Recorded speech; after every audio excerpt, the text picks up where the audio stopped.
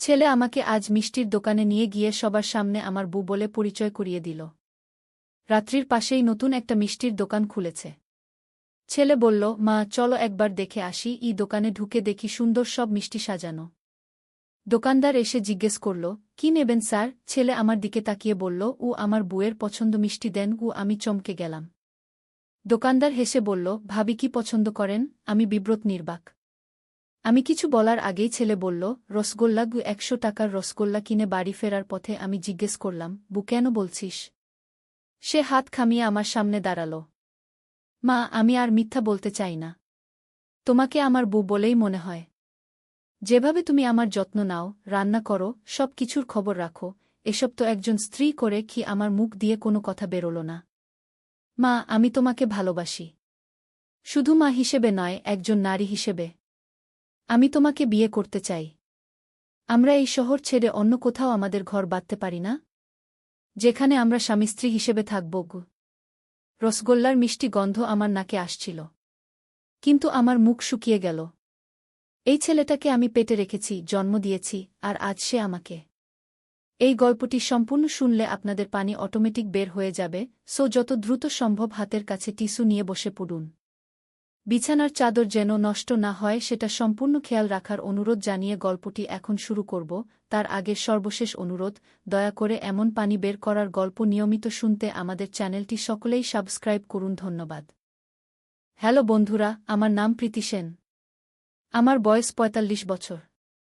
আমার স্বামীর নাম রবীন্দ্র সেন, বয়স ৪৮ বছর। আমাদের ২ সন্তান, সুমিত আর রিয়া। সুমিত ২১ বছর বয়সী, বিশ্ববিদ্যালয়ে পড়ে। রিয়া ১৪ বছর বয়সী, স্কুলে যায়। আমার স্বামী রবীন্দ্র একজন ব্যবসায়ী। তার কাপড়ের ব্যবসা ভালোই চলে। কিন্তু গত কয়েক মাস ধরে তার মধ্যে একটা অদ্ভুত পরিবর্তন দেখছি। সে বাড়িতে কম আসে, আর এলেও কথা বলে কম। মোবাইল ফোনটা সবসময় লুকিয়ে রাখে। আমি যখন তার কাছে যাই সে অন্যমনস্ক থাকে। একদিন রাতে সে দেরিতে বাড়ি ফিরল। আমি জিজ্ঞেস করলাম, এত দেরি কেন? সে বলল, অফিসে অনেক কাজ ছিল, কিন্তু তার গায়ে একটা অন্যরকম পারফিউমের গন্ধ। এমন পারফিউম যা আমি কখনো কিনিনি। পরের দিন সকালে সুমিত আমার কাছে এলো। মা, তুমি একটু আমার সাথে বাজারে যাবে? আমার একটা কাজ আছে। আমি বললাম, কি কাজ? সে বলল, গেলেই বুঝতে পারবে। বাজারে গিয়ে সুমিত আমাকে একটা ইলেকট্রনিক্স দোকানের সামনে নিয়ে গেল। দোকানদার তাকে দেখেই বলল, আরে সুমিত ভাই, এসে গেছেন? জিনিসটা রেডি আছে কি? সুমিত একটা ছোট্ট ডিভাইস নিল। আমি জিজ্ঞেস করলাম, এইটা কি? সে বলল, এইটা একটা জিপিএস ট্র্যাকার। বাবার গাড়িতে লাগিয়ে দেব। আমি চমকে গেলাম। কেন? তোর বাবাকে ট্র্যাক করবি কেন? সুমিত গম্ভীর হয়ে বলল, মা, বাবার আচরণ দেখছ না? কিছু একটা হচ্ছে। আমার সন্দেহ হচ্ছে বাবার অন্য কেউ আছে। আমার পা কাঁপতে শুরু করল। তুই কি বলছিস সুমিত?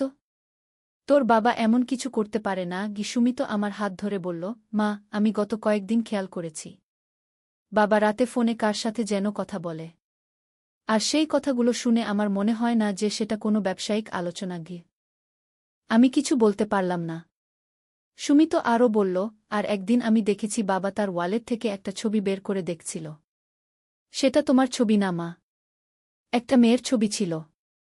বয়স বেশি হবে না, হয়তো ২৫-৩০-এর মধ্যে। আমার মাথা ঝিমঝিম করতে শুরু করল। আমি একটা রিকশায় উঠে বাড়ি ফিরে এলাম। সুমিত বলল, মা, তুমি চিন্তা করো না। আমি ট্র্যাকার লাগিয়ে দেব।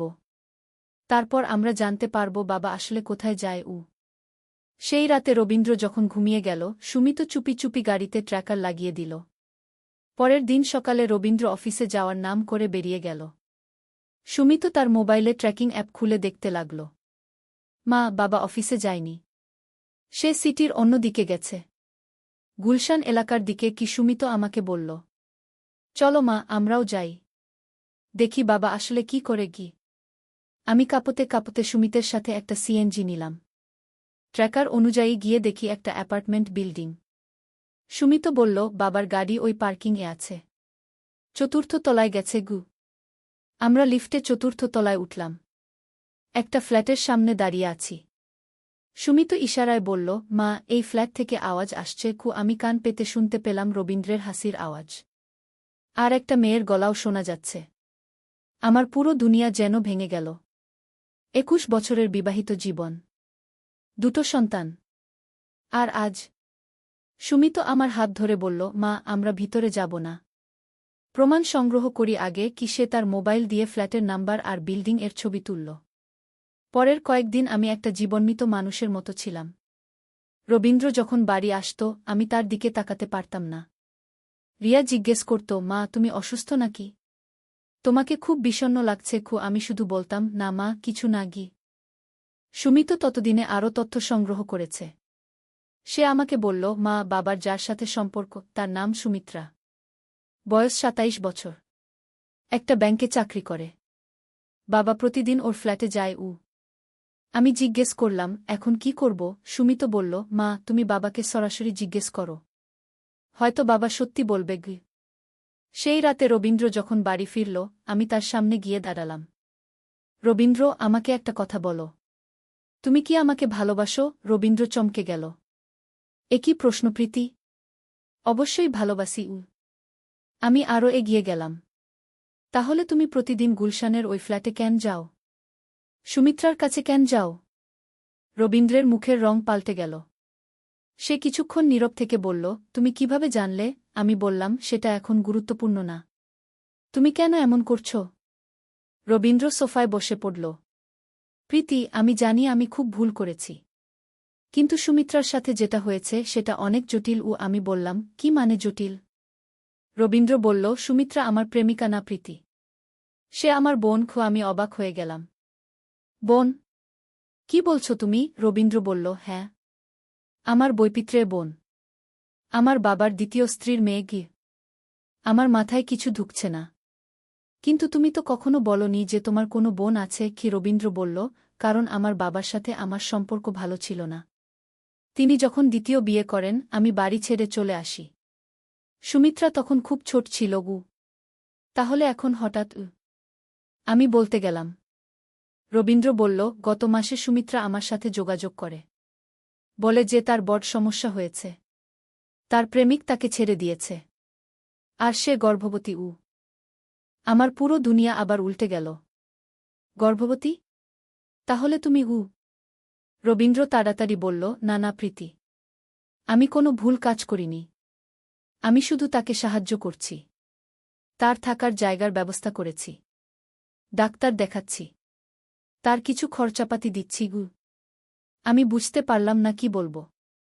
রবীন্দ্র আরও বলল, প্রীতি, আমি তোমাকে বলতে চেয়েছিলাম, কিন্তু ভাবছিলাম কিভাবে বলবো। তুমি কি ভাববে? আর সুমিত্রাও চাচ্ছিল না যে কেউ জানুক। আমি জিজ্ঞেস করলাম। রবীন্দ্র রাহুলকে বলল, তুমি চলে যাও। সুমিত্রা তোমার সাথে যেতে চায় না। রাহুল বলল, আমি পুলিশে খবর দেব।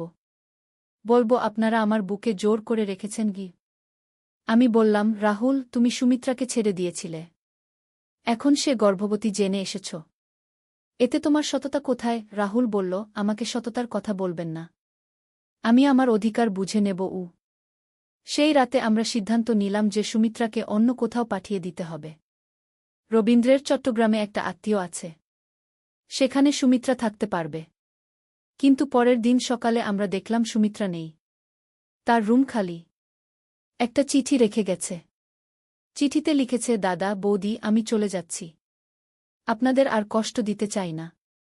রাহুল যেন আপনাদের বিরক্ত করতে না পারে, তাই আমি একটা সমাধান বের করেছি। আমরা খুব চিন্তিত হয়ে গেলাম। সুমিত্রাকে খোঁজ করতে শুরু করলাম। সুমিত তার বন্ধুদের ফোন করল। কিন্তু কেউ তাকে দেখেনি। 3 দিন পর পুলিশ ফোন করল। বলল যে সুমিত্রা হাসপাতালে আছে। সে একটা দুর্ঘটনার শিকার হয়েছে। আমরা ছুটে হাসপাতালে গেলাম। ডাক্তার বলল, রোগীর অবস্থা স্থিতিশীল। কিন্তু দুর্ভাগ্যবশত সে তার গর্ভের বাচ্চা হারিয়েছে। আমার মনে হলো আকাশ ভেঙে পড়ল। সুমিত্রা যখন জ্ঞান ফিরল, সে আমাদের দেখে কাঁদতে শুরু করল। বৌদি, আমি সব হারিয়ে ফেলেছি। আমি তার হাত ধরে বললাম, তুমি কিছু হারাওনি। আমরা আছি। সুমিত্রা বলল, আমি জানতাম রাহুল আমার পিছনে আসবে। তাই আমি একটা বাসে উঠেছিলাম। কিন্তু বাস দুর্ঘটনা হল। হাসপাতাল থেকে ছাড়া পাওয়ার পর সুমিত্রা আমাদের সাথেই থাকল। রাহুলও আর আসল না। হয়তো সে জেনে গেছে যে আর কিছু নেই যার জন্য সে দাবি করতে পারে। কিন্তু আমাদের পারিবারিক সমস্যা এখানেই শেষ না। কয়েক সপ্তাহ পর রিয়া খুব অসুস্থ হয়ে পড়ল। তার খুব জ্বর আর কাশি। ডাক্তারের কাছে নিয়ে গেলে তিনি বললেন, এটা সাধারণ সর্দি-কাশি না। আরও পরীক্ষা করতে হবে। রিয়ার রক্ত পরীক্ষা করার পর ডাক্তার আমাদের তার রুমে ডাকলেন। তিনি গম্ভীর মুখে বললেন, রিয়ার ব্লাড ক্যান্সার হয়েছে। লিউকেমিয়া কি? আমি যেন পাথর হয়ে গেলাম। ক্যান্সার? কিন্তু সে তো এত ছোটও। ডাক্তার বললেন, এই বয়সেও এই রোগ হতে পারে। তবে চিকিৎসা আছে। কিমোথেরাপি দিতে হবে। খরচ অনেক। রবীন্দ্র জিজ্ঞেস করল, কত লাগতে পারে? ডাক্তার বললেন, ৫ থেকে ৭ লক্ষ টাকা। আমাদের হাতে এত টাকা নেই। রবীন্দ্রের ব্যবসা ভালো চললেও এত বড় অঙ্কের টাকা একসাথে জোগাড় করা সম্ভব না। আমি জিজ্ঞেস করলাম, চিকিৎসা না করালে কি হবে? ডাক্তার মাথা নেড়ে বললেন, তাহলে রিয়ার বাঁচার সম্ভাবনা কম। সেই রাতে আমরা পুরো পরিবার বসে আলোচনা করলাম। সুমিত বলল, আমি আমার পড়াশোনা বন্ধ করে চাকরি করব। আমি বললাম, না সুমিত, তোর পড়াশোনা বন্ধ করার দরকার নেই। আমি কোনো না কোনোভাবে টাকার ব্যবস্থা করব। সুমিত্রা বলল, বৌদি, আমার কিছু গহনা আছে। সেগুলো বিক্রি করে দিন। আমি বললাম, না সুমিত্রা, ওগুলো তোর মায়ের স্মৃতি। সুমিত্রা কাঁদতে কাঁদতে বলল, রিয়ার জীবন বাঁচানোর চেয়ে বড় কোনো স্মৃতি নেই। রবীন্দ্র বলল, আমি বাড়িটা বন্ধক রাখব বা বিক্রি করে দেব। আমি বললাম, এই বাড়িতে আমাদের এত স্মৃতি, কিন্তু রিয়ার জীবনের চেয়ে কিছু বড় না। পরের দিন আমরা বিভিন্ন জায়গায় টাকার খোঁজ করতে শুরু করলাম। রবীন্দ্র তার বন্ধুদের কাছ থেকে টাকা ধার চাইল। আমি আমার গহনাগুলো বিক্রি করে দিলাম। সুমিত্রাও তার সব গহনা দিয়ে দিল। কিন্তু এভাবে মাত্র ২ লক্ষ টাকা জোগাড় হল। আরও ৩ লক্ষ টাকা লাগবে। ডাক্তার বললেন, যত তাড়াতাড়ি চিকিৎসা শুরু করা যায় তত ভালো। রিয়ার অবস্থা দিন দিন খারাপ হচ্ছে। সে খেতে পারছে না, সারাক্ষণ শুয়ে থাকে। আমি তার পাশে বসে থাকি আর ভাবি কি করব। একদিন সুমিত আমার কাছে এলো। মা, আমার একটা পরিকল্পনা আছে। আমি জিজ্ঞেস করলাম, কি পরিকল্পনা? সে বলল, আমার এক বন্ধু আছে। তার বাবা খুব বড়লোক। সে বলেছে যে তার বাবা মানুষকে সাহায্য করেন। আমি বললাম, সে কি ধরনের সাহায্য করেন? সুমিত কিছুটা ইতস্তত করে বলল, মা, সেটা একটু জটিল। তার বাবা মানুষকে টাকা দেন, কিন্তু বিনিময়ে কিছু চান। আমি সন্দেহের চোখে তাকালাম। কি ধরনের বিনিময়? সুমিত বলল, মা, সেটা নিয়ে আমিও পুরোপুরি জানি না, কিন্তু আমার বন্ধু বলেছে যে তার বাবা ভালো মানুষ, খারাপ কিছু চান না। আমি বললাম, সুমিত, আমরা এমন কিছু করতে পারি না যেটা ঠিক না। সুমিত বলল, মা, রিয়ার জীবন বাঁচাতে যদি আমাদের কিছু করতে হয় তাহলে আমরা করব। সেই রাতে রবীন্দ্রকে সব বললাম। রবীন্দ্র বলল, প্রীতি, আমরা একবার দেখতে পারি। যদি কিছু ভুল মনে হয় আমরা ফিরে আসব। পরের দিন সুমিত আমাদের একটা বড় বাড়িতে নিয়ে গেল, ধনপতি এলাকায়। বাড়িটা দেখে মনে হচ্ছে কোনো রাজার প্রাসাদ। সুমিতের বন্ধু আর্জন আমাদের ভিতরে নিয়ে গেল। আর্জনের বাবা মি রায়চৌধুরী একজন ভদ্র মানুষ মনে হল। তিনি আমাদের সাথে খুব ভদ্রভাবে কথা বললেন। আপনাদের মেয়ের চিকিৎসার জন্য টাকা লাগবে? আমি বললাম, জি, ৩ লক্ষ টাকা। মি রায়চৌধুরী বললেন, এটা কোনো সমস্যা না, আমি দিয়ে দিতে পারি। রবীন্দ্র জিজ্ঞেস করল, আপনি বিনিময়ে কি চান? মি রায়চৌধুরী হাসলেন, আমি খুব একটা বড় কিছু চাই না, শুধু আপনাদের একটু সময়। আমি বুঝলাম না। সময় মানে? মি রায়চৌধুরী বললেন, আমার একটা বিশেষ কাজ আছে, সেই কাজে আপনাদের সাহায্য লাগবে। কিন্তু চিন্তার কিছু নেই, এটা সম্পূর্ণ আইনি। আমি জিজ্ঞেস করলাম, কি ধরনের কাজ? মি রায়চৌধুরী বললেন, আমার একটা প্রতিদ্বন্দ্বী আছে ব্যবসায়, তার সাথে আমার একটা বিরোধ আছে, আপনাদের সেই বিরোধ মিটিয়ে দিতে হবে। রবীন্দ্র বলল, আমরা তো ব্যবসায়িক বিষয় বুঝি না। মি রায়চৌধুরী বললেন, আপনাদের ব্যবসা বুঝতে হবে না, শুধু আমার হয়ে কিছু কাগজে সই করতে হবে আর কয়েকটা মিটিংয়ে যেতে হবে। আমার মন খারাপ লাগছিল, কিন্তু রিয়ার কথা ভেবে বললাম, এতে কোনো বিপদ নেই তো? মি রায়চৌধুরী বললেন, বিলকুল না, আমি আপনাদের কোনো বিপদে ফেলব না। আমরা রাজি হয়ে গেলাম। মি রায়চৌধুরী সেই দিনই ৩ লক্ষ টাকা দিয়ে দিলেন। আমরা সোজা হাসপাতালে গিয়ে রিয়ার চিকিৎসা শুরু করলাম। ডাক্তার বললেন, সময়মতো চিকিৎসা শুরু হয়েছে। রিয়ার বাঁচার সম্ভাবনা ভালো, আমার মনে একটু স্বস্তি এল। কিন্তু এক সপ্তাহ পর রায়চৌধুরী আমাদের ডাকলেন। তিনি একটা কাগজ দিয়ে বললেন, এই কাগজে সই করুন। আমি কাগজটা দেখলাম। এতে লেখা যে আমি একটা জমি কিনছি। কিন্তু আমার কাছে তো জমি কেনার মতো টাকা নেই। আমি জিজ্ঞেস করলাম, এই জমির টাকা কে দেবে? রায়চৌধুরী বললেন, আমি দেব। আপনি শুধু সই করুন। রবীন্দ্র বলল, কিন্তু এতে আমাদের নামে জমি হয়ে যাবে মি? রায়চৌধুরী বললেন, হ্যাঁ, কাগজে আপনাদের নাম থাকবে। কিন্তু জমির মালিকানা আমার খুব সন্দেহ হচ্ছিল। কিন্তু রিয়ার চিকিৎসার কথা ভেবে সই করে দিলাম। এরপর রায়চৌধুরী আমাদের আরও কয়েকটা কাগজে সই করতে দিলেন। সব কাগজেই জমি কেনার কথা লেখা। 1 মাস পর পুলিশ আমাদের বাড়িতে এসে হাজির। তারা বলল, আপনারা অবৈধভাবে সরকারি জমি দখল করেছেন। আমি বললাম, কি বলছেন? আমরা তো কোনো জমি দখল করিনি। পুলিশ আমাদের সেই কাগজগুলো দেখালো যেগুলোতে আমরা সই করেছিলাম। বলল, এই কাগজ অনুযায়ী আপনারা 25টা সরকারি জমি কিনেছেন। কিন্তু সরকারি জমি বিক্রি করা যায় না। আমি বুঝলাম আমরা একটা বড় ফাঁদে পড়েছি। রায়চৌধুরী আমাদের দিয়ে ভুয়া কাগজে সই করিয়েছেন। এখন পুলিশ আমাদের গ্রেফতার করতে চায়। রবীন্দ্র বলল, স্যার, আমরা কিছু জানি না। একজন মানুষ আমাদের দিয়ে এই কাগজে সই করিয়েছে। পুলিশ বলল, সেই মানুষ কোথায়? আমরা রায়চৌধুরীর ঠিকানা দিলাম। কিন্তু পুলিশ বলল, ওই ঠিকানায় কেউ নেই। বাড়ি খালি। আমাদের গ্রেফতার করে জেলে নিয়ে গেল। শুধু রিয়াকে সুমিত্রার কাছে রেখে দিলাম। সুমিত্রা বলল, আপনারা চিন্তা করেন না, আমি রিয়ার চিকিৎসা চালিয়ে যাব। জেলে 3 দিন থাকার পর আমাদের আইনজীবী জামিনের ব্যবস্থা করল। বাড়ি ফিরে দেখি সুমিত্রা কাঁদছে। আমি জিজ্ঞেস করলাম, কি হয়েছে? সুমিত্রা বলল, বৌদি, রিয়ার অবস্থা খারাপ। ডাক্তার বলেছেন চিকিৎসার টাকা না দিলে চিকিৎসা বন্ধ করে দেবেন। আমি বুঝলাম রায়চৌধুরীর দেওয়া টাকা শেষ হয়ে গেছে। আর আমাদের আইনি লড়াইয়ের জন্যও টাকা লাগবে। আমরা একদিকে জমি দখলের মিথ্যা মামলায় ফেসেছি, অন্যদিকে রিয়ার চিকিৎসার জন্য টাকা নেই। সুমিত বলল, মা, আমার আর একটা পরিকল্পনা আছে। আমি বললাম, এবার আর কোনো ভুল পরিকল্পনা না? সুমিত বলল, না মা, এবার সত্যিই ভালো পরিকল্পনা। আমার এক বন্ধু লটারির ব্যবসা করে। সে বলেছে যে একটা উপায় আছে। আমি রাগ করে বললাম, সুমিত, লটারি মানে জুয়া। আমরা এমন কিছু করব না। সুমিত বলল, না মা, এটা জুয়া না।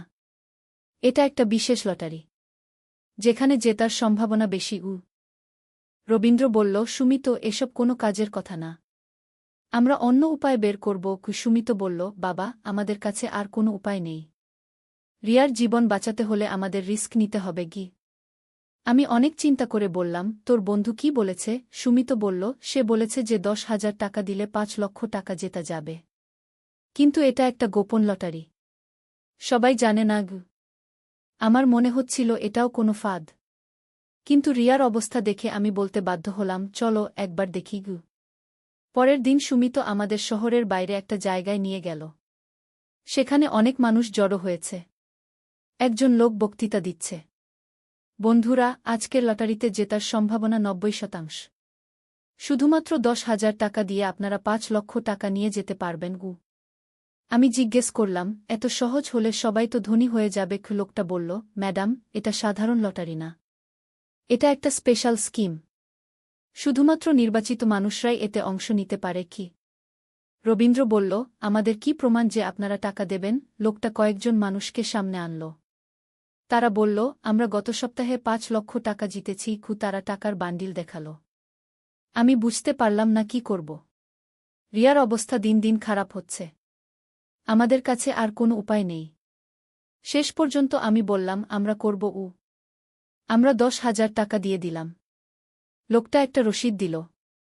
বলল, কাল সকাল 10টায় এসে টাকা নিয়ে যান। আমরা বাড়ি ফিরে এলাম। পরের দিন সকাল 10টায় গিয়ে দেখি সেই জায়গা খালি, কেউ নেই। একজন স্থানীয় লোকের সাথে কথা বললাম। সে বলল, কাল রাতে ওরা সব পালিয়ে গেছে। আপনারাও কি ওদের ফাঁদে পড়েছেন? আমি বুঝলাম আমরা আবার প্রতারিত হয়েছি। এবার 10,000 টাকা হারিয়েছি, যা আমাদের শেষ সঞ্চয় ছিল। এখন আমাদের কাছে একটা টাকাও নেই। বাড়ি ফিরে এসে সুমিত্রা বলল, বৌদি, হাসপাতাল থেকে ফোন এসেছে। রিয়ার চিকিৎসা বন্ধ করে দিয়েছেন আমার মনে হলো সব শেষ।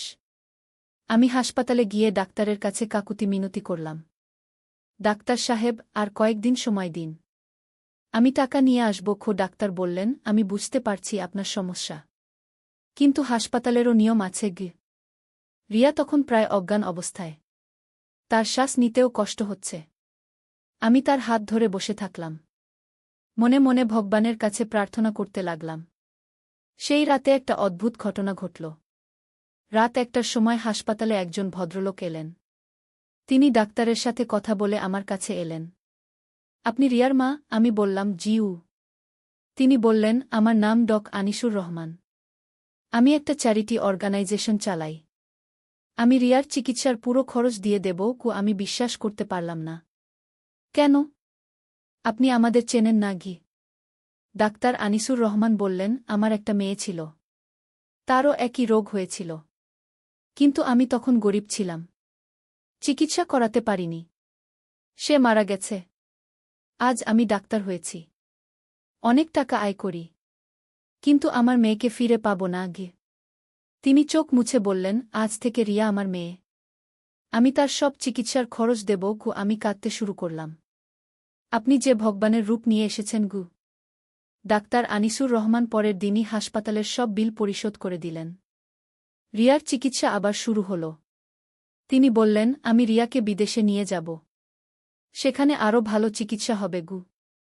আমি বললাম, কিন্তু আমরা আপনার এই উপকারের বিনিময়ে কি দেব? তিনি বললেন, আপনারা রিয়াকে সুস্থ করে তুলুন। এটাই আমার চাওয়া। 1 মাস পর ডাক্তার আনিসুর রহমান রিয়াকে নিয়ে সিঙ্গাপুর গেলেন। সেখানে রিয়ার অপারেশন হল। ডাক্তার ফোন করে বললেন, অপারেশন সফল হয়েছে। রিয়া এখন বিপদমুক্ত। আমি খুশিতে কেঁদে ফেললাম। রিয়া বেঁচে গেছে। আমাদের পরিবারে আবার আনন্দ ফিরে এসেছে। কিন্তু এখনও আমাদের আইনি সমস্যা রয়ে গেছে। আমরা এখনও জমি দখলের মিথ্যা মামলায় ফেঁসে আছি। রবীন্দ্র বলল, প্রীতি, আমাদের একজন ভালো আইনজীবী নিতে হবে। আমি বললাম, কিন্তু আইনজীবীর ফি দেব কি দিয়ে? এমন সময় সুমিত এসে বলল, মা, আমার এক বন্ধুর বাবা আইনজীবী। সে বিনা পয়সায় আমাদের কেস করবে। আমি সন্দেহের চোখে তাকালাম। সুমিত, তুই আবার কোনো ফাঁদে ফেলছিস না তো? সুমিত বলল, না মা, এবার ঠিক আছে। আমার বন্ধু প্রতিম। তার বাবা অ্যাডভোকেট শুভেন্দু দত্ত, খুব নামকরা আইনজীবী। পরের দিন আমরা অ্যাডভোকেট শুভেন্দু দত্তের চেম্বারে গেলাম। তিনি আমাদের গল্প শুনে বললেন, আপনারা একটা বড় চক্রান্তের শিকার হয়েছেন। মি রায়চৌধুরী এবং তার দলবল এভাবে অনেক মানুষকে ফাঁদে ফেলেছে। তিনি আরও বললেন, আমি এই ধরনের অনেক কেস করেছি। আপনাদের মামলায় জেতার সম্ভাবনা ভালো। আমি বললাম, কিন্তু আপনার ফি? তিনি হাত তুলে থামিয়ে দিলেন। আমি এই কেসটা বিনা পয়সায় করব। কারণ আমি এই ধরনের জালিয়াতির বিরুদ্ধে লড়াই করি। অ্যাডভোকেট শুভেন্দু দত্ত আমাদের কেসে খুব পরিশ্রম করলেন। তিনি প্রমাণ করলেন যে আমরা নিরপরাধ। আমরা প্রতারিত হয়েছি। আদালত আমাদের নির্দোষ বলে রায় দিল। এর কয়েক মাস পর পুলিশ মি রায়চৌধুরী এবং তার দলবলকে গ্রেফতার করল। তারা অনেক মানুষকে প্রতারণা করেছে। হাজার হাজার টাকা আত্মসাৎ করেছে। রিয়া সিঙ্গাপুর থেকে সুস্থ হয়ে ফিরে এল। ডাক্তার আনিসুর রহমান বললেন, রিয়া এখন সম্পূর্ণ সুস্থ। আর কোনো চিকিৎসার দরকার নেই। আমি খুশিতে আকাশে উড়ে যাচ্ছিলাম। কিন্তু আমাদের সুখ বেশিদিন স্থায়ী হল না। কয়েকদিন পর সুমিত্রা খুব অসুস্থ হয়ে পড়ল। তার খুব জ্বর আর পেট ব্যথা। ডাক্তারের কাছে নিয়ে গেলে তিনি বললেন, এটা গুরুতর। তাকে বড় হাসপাতালে নিয়ে যেতে হবে। বড় হাসপাতালে নিয়ে গিয়ে পরীক্ষা করার পর ডাক্তার বললেন, সুমিত্রার কিডনিতে ইনফেকশন হয়েছে। খুব মারাত্মক অবস্থা। আমি জিজ্ঞেস করলাম, চিকিৎসা আছে তো? ডাক্তার বললেন, আছে। কিন্তু অপারেশন করতে হবে। আর সম্ভব হলে কিডনি প্রতিস্থাপনও লাগতে পারে। আমার মাথা ঘুরতে শুরু করল। কিডনি প্রতিস্থাপন? এর খরচ কেমন? ডাক্তার বললেন, অন্তত 10 লক্ষ টাকা লাগবে। আর কিডনি দাতা খুঁজে পেতে হবে।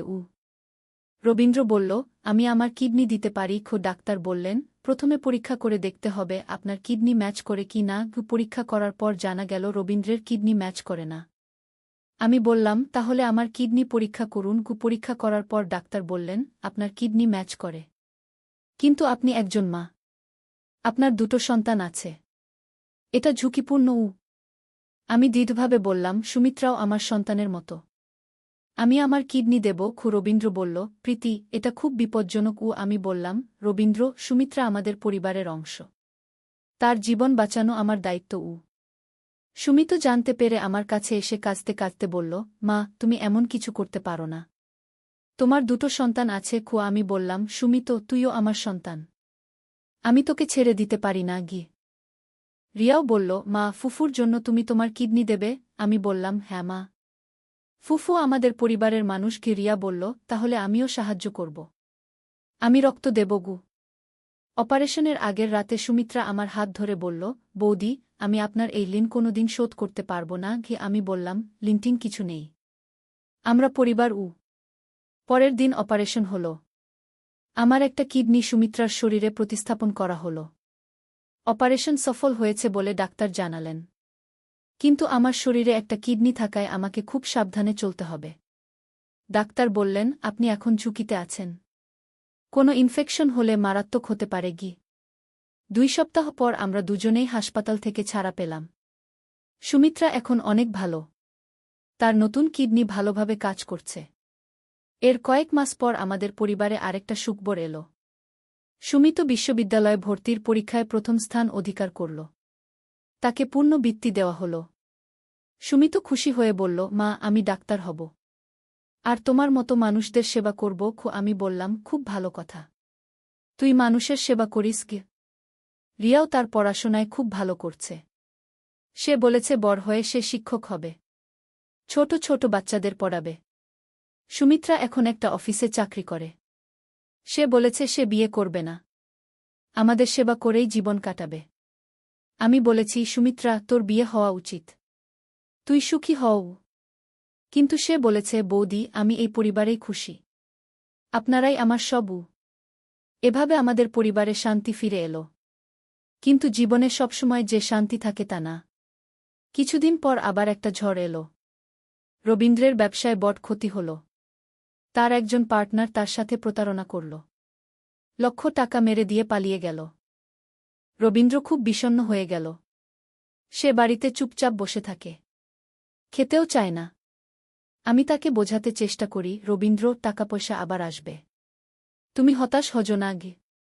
কিন্তু রবীন্দ্র বলে, প্রীতি, আমি আর কোনো ব্যবসা করতে পারব না। আমার কোনো পুঁজি নেই। আমি বললাম, আমরা সবাই মিলে কিছু না কিছু করব। সুমিত বলল, বাবা, আমি পার্ট টাইম চাকরি করব। পড়াশোনার পাশাপাশি কিছু আয় করব। রিয়াও বলল, আমিও টিউশনি করব। আমি বললাম, আমি বাড়িতে সেলাইয়ের কাজ নেব। সুমিত্রা বলল, আমিও আমার বেতন থেকে বেশি করে সাহায্য করব। এভাবে আমাদের পুরো পরিবার একসাথে কাজ করতে শুরু করল। কয়েক মাসের মধ্যে আমরা আবার স্বাবলম্বী হয়ে উঠলাম। রবীন্দ্র আবার আত্মবিশ্বাস পেল। সে একটা ছোট ব্যবসা শুরু করল। এবার সে খুব সাবধানে ব্যবসা করে। কোনো পার্টনার রাখে না। একদিন আমি বাজার থেকে ফিরছিলাম। পথে দেখি একটা ছোট মেয়ে ভিক্ষা করছে। তার পাশে একটা ছোট ভাই। দুজনেই খুব শীর্ণ। আমি তাদের কাছে গিয়ে জিজ্ঞেস করলাম, তোমাদের মা বাবা কোথায়? মেয়েটা কাঁদতে কাঁদতে বলল, আমাদের বাবা মারা গেছেন। মা অসুস্থ। বাড়িতে শুয়ে আছেন। আমি তাদের বাড়িতে গেলাম। দেখি একটা ছোট্ট টিনের ঘরে একজন মহিলা অসুস্থ অবস্থায় শুয়ে আছেন। তার খুব জ্বর। আমি তাকে ডাক্তারের কাছে নিয়ে গেলাম। ডাক্তার বললেন, এটা টাইফয়েড। চিকিৎসা করলে ভালো হয়ে যাবে। আমি তার চিকিৎসার খরচ দিলাম। কয়েকদিন পর মহিলাটা সুস্থ হয়ে গেল। সে আমার পা ধরে কাঁদতে লাগল। আপা, আপনি আমার জীবন বাঁচিয়েছেন। আমি বললাম, এসব কি বলছ? মানুষ মানুষকে সাহায্য করবে, এটাই তো স্বাভাবিক। সে বলল, আপা, আমার বাচ্চারা পড়াশোনা জানে না। আপনি কি তাদের পড়তে সাহায্য করবেন? আমি বললাম, অবশ্যই। তুমি তাদের আমার কাছে পাঠিয়ে দাও। এভাবে আমার বাড়িতে দুটো নতুন ছাত্র এলো। আমি তাদের পড়াতে শুরু করলাম। দেখলাম ওরা খুব মেধাবী। একটু সুযোগ পেলে অনেক ভালো করবে। কয়েক মাস পর তারা স্কুলের পরীক্ষায় খুব ভালো রেজাল্ট করল। ওদের মা আমার কাছে এসে বলল, আপা, আপনি আমার বাচ্চাদের জীবন বদলে দিয়েছেন। আমি বুঝলাম যে সত্যিকারের সুখ অন্যকে সাহায্য করার মধ্যে। আমি আরও বেশি করে মানুষকে সাহায্য করতে শুরু করলাম। আমার এই কাজের কথা শুনে পাড়ার আরও অনেক মানুষ আমার কাছে সাহায্য চাইতে এলো। আমি যতটুকু পারি সবাইকে সাহায্য করি। একদিন স্থানীয় একটা পত্রিকার রিপোর্টার আমার কাছে এলো। সে বলল, আপা, আপনার সেবার কাজের কথা আমরা পত্রিকায় ছাপাতে চাই। আমি বললাম, এতে আমার কোনো আপত্তি নেই। তবে এটা কোনো প্রচারের জন্য না। আমি শুধু মানুষের সেবা করি। পত্রিকায় আমার সম্পর্কে লেখা ছাপানোর পর অনেক মানুষ আমাকে চিনতে পারল। অনেকে আমার কাজে সাহায্য করতে এগিয়ে এলো। আমি একটা ছোট দাতব্য সংস্থা গড়ে তুললাম। নাম দিলাম মানবসেবা সংস্থা। এই সংস্থার মাধ্যমে আমি আরও বেশি মানুষকে সাহায্য করতে পারি। সুমিত এখন ৩য় বর্ষে পড়ে। সে খুব ভালো ফলাফল করছে। ডাক্তার হওয়ার স্বপ্ন দেখছে। রিয়া এখন হাই স্কুলে পড়ে। সেও পড়াশোনায় খুব ভালো। সুমিত্রা এখন আমার সংস্থার কাজে সাহায্য করে। সে বলেছে, বৌদি, আপনার দেওয়া নতুন জীবনটা আমি মানুষের সেবায় কাটাতে চাই। রবীন্দ্রের ব্যবসা এখন আবার ভালো চলছে। সে আমার সংস্থায় নিয়মিত চাঁদা দেয়া। বলে, প্রীতি, তুমি যে কাজ করছো সেটা আমাদের পুরো পরিবারের গর্ব। আজ আমার জীবনে যা যা ঘটেছে সব কিছু মিলিয়ে আমি বুঝেছি যে জীবনে অনেক কষ্ট আসে। কখনো প্রিয়জনের অসুস্থতা, কখনো অর্থনৈতিক সমস্যা, কখনো প্রতারণা। কিন্তু এসব কষ্টের মধ্যেও ভালোবাসা আর মানবিকতা থাকে। আমি যখন রিয়ার জন্য আমার কিডনি দিতে চেয়েছিলাম, তখন বুঝেছিলাম যে সত্যিকারের ভালোবাসা মানে নিজের জীবন দিয়ে হলেও প্রিয়জনকে বাঁচানো। সুমিত্রার জন্য যখন আমি আমার কিডনি দিয়েছি, তখন বুঝেছি যে পরিবার মানে শুধু রক্তের সম্পর্ক না। যে মানুষটা আমাদের পাশে থাকে, আমাদের সুখ দুঃখে অংশ নেয়, সেই আমাদের পরিবার। এখন যখন আমি অন্য মানুষদের সাহায্য করি, তখন মনে হয় এটাই জীবনের আসল অর্থ। নিজের কষ্ট ভুলে গিয়ে অন্যের কষ্ট লাঘব করা। আজকাল রাতে শুতে যাওয়ার আগে আমি ভাবি, আজ আমি কতজন মানুষকে সাহায্য করতে পেরেছি, কতজনের মুখে হাসি ফোটাতে পেরেছি। এই ভাবনা আমাকে শান্তি দেয়। আমার সন্তানরাও এখন বুঝে গেছে যে সত্যিকারের সুখ টাকা পয়সায় না। সুখ হচ্ছে মানুষের ভালোবাসা পাওয়ায়, অন্যকে সাহায্য করার আনন্দে। সুমিত এখন বলে, মা, তুমি আমাদের শুধু জীবনযাত্রার নিয়ম শেখাওনি, তুমি আমাদের মানুষ হতে শিখিয়েছ গু। রিয়া বলে, মা, আমি বড় হয়ে তোমার মতো মানুষের সেবা করব গু। সুমিত্রা বলে, বৌদি, আপনি আমার শুধু জীবন বাঁচাননি, আপনি আমাকে বাঁচার একটা উদ্দেশ্য দিয়েছেন গু। রবীন্দ্র বলে, প্রীতি, তুমি আমাদের পরিবারের আলো। তোমার কারণেই আমরা সবাই ভালো মানুষ হতে পেরেছি। আমি মনে মনে ভাবি, মানুষের জীবনে যত কষ্টই আসুক, যত বিপদই আসুক, যদি আমাদের হৃদয়ে ভালোবাসা থাকে, তাহলে সব কিছু সহ্য করা যায়। সব সমস্যার সমাধান হয়। আর সবচেয়ে বড় কথা হচ্ছে, আমরা যদি অন্যের জন্য কিছু করতে পারি, তাহলে জীবনটা সার্থক হয়। এই পৃথিবীতে আমাদের আসার একটা অর্থ হয়। আমি এখন প্রতিদিন সকালে উঠে ভগবানের কাছে প্রার্থনা করি, হে ভগবান, আমাকে এমন শক্তি দাও যাতে আমি আরও বেশি মানুষের সেবা করতে পারি। আমার পরিবারকে সুস্থ রেখো। আর সবাইকে মানবিক গুণাবলী দিয়ে ভরিয়ে রেখো। এভাবেই আমার জীবনের গল্প। একটা সাধারণ পরিবারের স্ত্রী আর মা থেকে একজন সমাজসেবিকা হয়ে ওঠার গল্প। এই গল্পে অনেক কষ্ট আছে, অনেক আনন্দ আছে। কিন্তু সবচেয়ে বেশি আছে ভালোবাসা আর মানবিকতা। আমি আশা করি আমার এই গল্প শুনে অন্যরাও অনুপ্রাণিত হবে। বুঝবে যে জীবনে যত সমস্যাই আসুক, ভালোবাসা আর মানবিকতা দিয়ে সব সমাধান করা যায়। আর সবচেয়ে বড় কথা, আমরা যদি নিজের চেয়ে অন্যকে বেশি ভালোবাসতে পারি, তাহলে আমাদের জীবন সার্থক হয়। আমরা সত্যিকারের মানুষ হতে পারি। আজ ছেলে নতুন ফ্ল্যাটের চাবি দিয়ে বলল, মা, এই বাড়িতে আমরা স্বামী-স্ত্রী হয়ে থাকব। আমি চমকে উঠে বললাম, কি বলছিস? সে চাবিটা আমার হাতে রেখে বলল, আমি এই ফ্ল্যাট কিনেছি আমাদের জন্য। আমার আর তোমার জন্য। আমি অবাক হয়ে জিজ্ঞেস করলাম, কেন? সে আমার 2 হাত ধরে বলল, কারণ আমি তোমাকে ভালোবাসি মা। আমি তোমাকে আমার স্ত্রী হিসেবে চাই। নতুন ফ্ল্যাটের চাবির ঠান্ডা স্পর্শ আমার হাতের তালুতে অনুভব করলাম। সে বলল, এই বাড়িতে আমরা নতুন জীবন শুরু করব। কেউ আমাদের চিনবে না। আমি বললাম, তুই কি করেছিস? সে আমার কপালে হাত রেখে বলল, আমি তোমার জন্য একটা সুন্দর ভবিষ্যৎ তৈরি করেছি। ফ্ল্যাটের ছবি দেখিয়ে সে বলল, দেখো কত সুন্দর। বেডরুমটা তোমার পছন্দের রঙে করিয়েছি। আমার গলা শুকিয়ে গেল।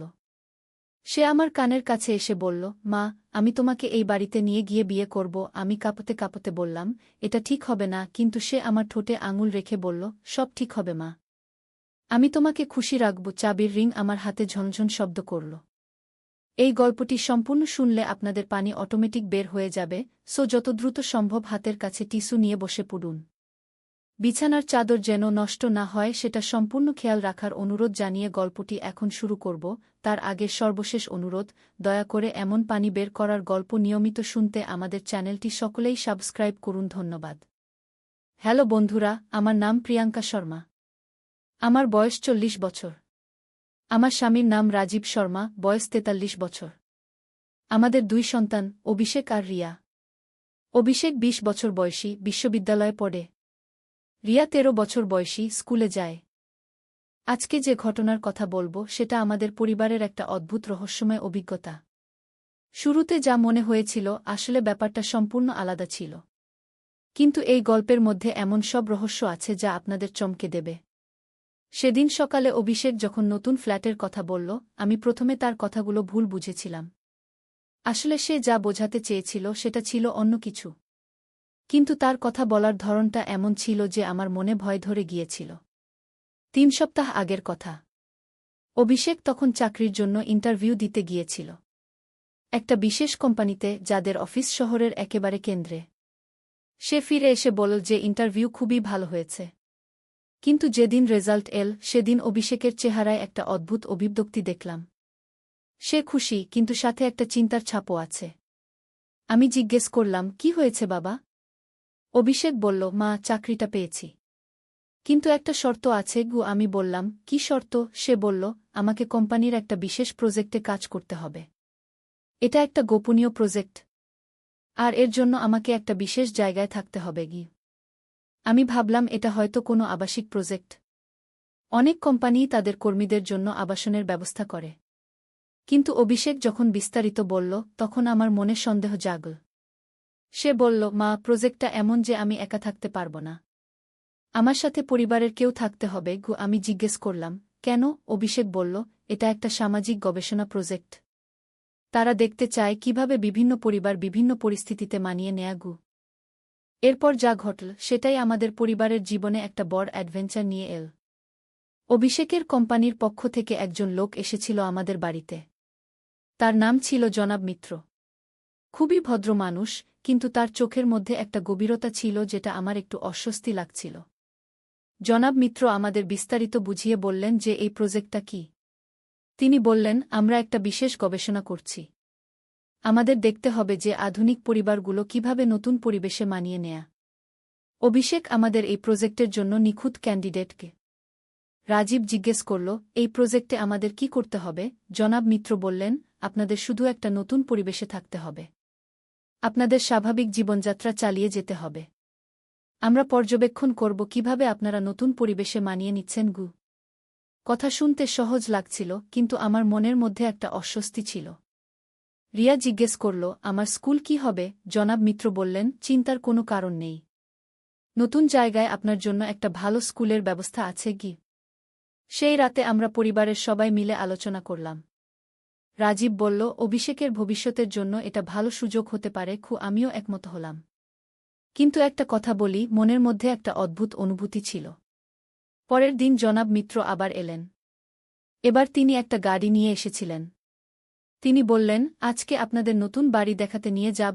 আমরা সবাই গাড়িতে উঠলাম।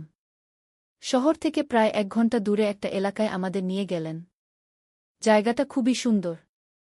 চারপাশে সবুজ গাছপালা, পরিষ্কার রাস্তা, সব কিছুই ঝকঝকে। কিন্তু একটা বিষয় লক্ষ্য করলাম, এই এলাকায় বাড়িগুলো একটু দূরত্বে। মানে প্রতিবেশীদের সাথে তেমন যোগাযোগের সুযোগ নেই। নতুন বাড়িটা দেখে আমার মুখ হা হয়ে গেল। এত সুন্দর! পুরো বাড়িটা আধুনিক স্থাপত্যে তৈরি। 3টা বেডরুম, 2টা বাথরুম, একটা বড় বসার ঘর, আধুনিক রান্নাঘর আর একটা ছোট্ট বাগান। সব কিছুই পরিপাটি। জনাব মিত্র বললেন, এই বাড়িতে আপনাদের সব ধরনের সুবিধা আছে। ইন্টারনেট, কেবল টিভি, সব আধুনিক যন্ত্রপাতি। খুঁড়িয়া উৎসাহিত হয়ে বলল, ওয়াও! আমার রুমটা কোনটা? জনাব মিত্র তাকে একটা সুন্দর রুম দেখালেন যেটায় পড়ার টেবিল, আলমারি, সব কিছুই আছে। সেদিনই আমরা এই নতুন বাড়িতে উঠে এলাম। প্রথম কয়েকদিন সব কিছু স্বাভাবিক ছিল। অভিষেক তার নতুন চাকরিতে যোগ দিল। রিয়া নতুন স্কুলে ভর্তি হল। রাজীব তার অফিসে যাতায়াত করতে একটু বেশি সময় লাগছিল, কিন্তু সে কোনো অভিযোগ করেনি। কিন্তু প্রায় 1 সপ্তাহ পরে আমি অদ্ভুত কিছু জিনিস লক্ষ্য করতে শুরু করলাম। মাঝে মাঝে মনে হতো কেউ যেন আমাদের দেখছে, কিন্তু চারপাশে তাকিয়ে কাউকে দেখতে পেতাম না। একদিন সন্ধ্যায় আমি রান্নাঘরে কাজ করছিলাম। হঠাৎ মনে হলো কেউ যেন জানালা দিয়ে দেখছে। আমি তাড়াতাড়ি জানালার কাছে গিয়ে দেখলাম, কিন্তু কেউ নেই। শুধু একটা কালো গাড়ি রাস্তায় দাঁড়িয়ে আছে। রিয়া একদিন স্কুল থেকে ফিরে বলল, মা, আমার ক্লাস টিচার আমাকে অদ্ভুত কিছু প্রশ্ন করেছেন। আমি জিজ্ঞেস করলাম, কী রকম প্রশ্ন? রিয়া বলল, তিনি জানতে চেয়েছেন আমরা এই বাড়িতে কেমন আছি, বাবা মা খুশি কিনা, এসব। এই কথা শুনে আমার মনের মধ্যে সন্দেহ আরও বেড়ে গেল। আমি রাজীবের সাথে কথা বললাম। রাজীবও বলল যে তার অফিসে একজন সহকর্মী তাকে অদ্ভুত প্রশ্ন করেছে। তোমাদের নতুন বাড়িতে কেমন লাগছে? সব ঠিকঠাক আছে তো? এসব। আমি অভিষেকের সাথে কথা বলার চেষ্টা করলাম, কিন্তু সে যেন একটু এড়িয়ে চলছে। সে বলল, মা, চাকরিতে খুব চাপ, আমি ঠিকমতো কথা বলতে পারছি না। একদিন রাতে আমার ঘুম ভেঙে গেল। বাইরে কোনো একটা শব্দ হচ্ছিল। আমি জানালা দিয়ে দেখলাম আমাদের বাড়ির সামনে একটা ভ্যান দাঁড়িয়ে আছে। কয়েকজন লোক কোনো যন্ত্রপাতি নিয়ে কাজ করছে। আমি রাজীবকে ডাকলাম। আমরা দুজনে দেখলাম, কিন্তু ভালো করে বুঝতে পারলাম না তারা কি করছে। পরের দিন সকালে আমি জনাব মিত্রকে ফোন করলাম। তিনি বললেন, ওটা কিছু না, আমাদের প্রযুক্তিগত কিছু কাজ, আপনারা চিন্তা করবেন না। কিন্তু আমার মন থেকে সন্দেহ যাচ্ছিল না। আমি ঠিক করলাম যে নিজেই তদন্ত করব। সেদিন সবাই বাইরে চলে যাওয়ার পর আমি বাড়ির চারপাশে ঘুরে দেখলাম। আমি দেখতে পেলাম যে আমাদের বাড়ির বিভিন্ন জায়গা ছোট ছোট ক্যামেরা লাগানো আছে, এমনকি বাড়ির ভেতরেও। আমার মাথায় যেন বজ্রপাত হল। আমি তাড়াতাড়ি রাজীবকে ফোন করলাম। এক্ষুনি বাড়িতে এসো, জরুরি। রাজীব অফিস থেকে ছুটে এল। আমি তাকে ক্যামেরাগুলো দেখালাম। রাজীবের মুখ ফ্যাকাশে হয়ে গেল। রাজীব বলল, এটা কি হচ্ছে? আমরা কি কোনো এক্সপেরিমেন্টের ইঁদুর? আমি বললাম, মনে হচ্ছে তাই। সেদিন সন্ধ্যায় অভিষেক বাড়ি ফিরলে আমরা তাকে সব কিছু বললাম। অভিষেক প্রথমে অস্বীকার করার চেষ্টা করল, কিন্তু যখন আমরা ক্যামেরাগুলো দেখালাম তখন সে ভেঙে পড়ল। অভিষেক কান্নাভেজা গলায় বলল, মা, আমি জানতাম না এটা এত বড় ব্যাপার। আমি ভেবেছিলাম শুধু একটা সামাজিক গবেষণা। আমি জিজ্ঞেস করলাম, আসলে কি হচ্ছে? অভিষেক বলল, আমার কোম্পানি আসলে একটা রিসার্চ কোম্পানি। তারা বিভিন্ন পরিবারের উপর পর্যবেক্ষণ চালা, দেখে যে কিভাবে মানুষ বিভিন্ন পরিস্থিতিতে রিয়েক্ট করে। এটা একটা মনোবিজ্ঞান ও সমাজবিজ্ঞানের গবেষণা। রাজীব রেগে গিয়ে বলল, এটা তো সম্পূর্ণ অনৈতিক। আমাদের সম্মতি ছাড়া আমাদের পর্যবেক্ষণ করা হচ্ছে। অভিষেক বলল, আমি সব ছেড়ে দিতে চাই, কিন্তু তারা বলেছে যদি আমি প্রজেক্ট ছেড়ে দিই তাহলে আমাকে বিরাট অঙ্কের জরিমানা দিতে হবে। আমি বললাম, কত টাকা? অভিষেক বলল, 50 লক্ষ টাকা। আমাদের পুরো পরিবারের এত টাকা নেই। সেই রাতে আমরা সবাই মিলে ঠিক করলাম যে আমরা এই অবস্থা থেকে বেরিয়ে আসার চেষ্টা করব। কিন্তু কিভাবে? পরের দিন আমি গোপনে একজন আইনজীবীর সাথে দেখা করলাম। তিনি আমাদের পুরো অবস্থা শুনে বললেন যে এটা সম্পূর্ণ বেআইনি। তিনি বললেন, আপনাদের সম্মতি ছাড়া পর্যবেক্ষণ করা যায় না, এটা ব্যক্তিগত গোপনীয়তা লঙ্ঘন। আইনজীবী আমাদের পরামর্শ দিলেন যে আমরা প্রমাণ সংগ্রহ করি।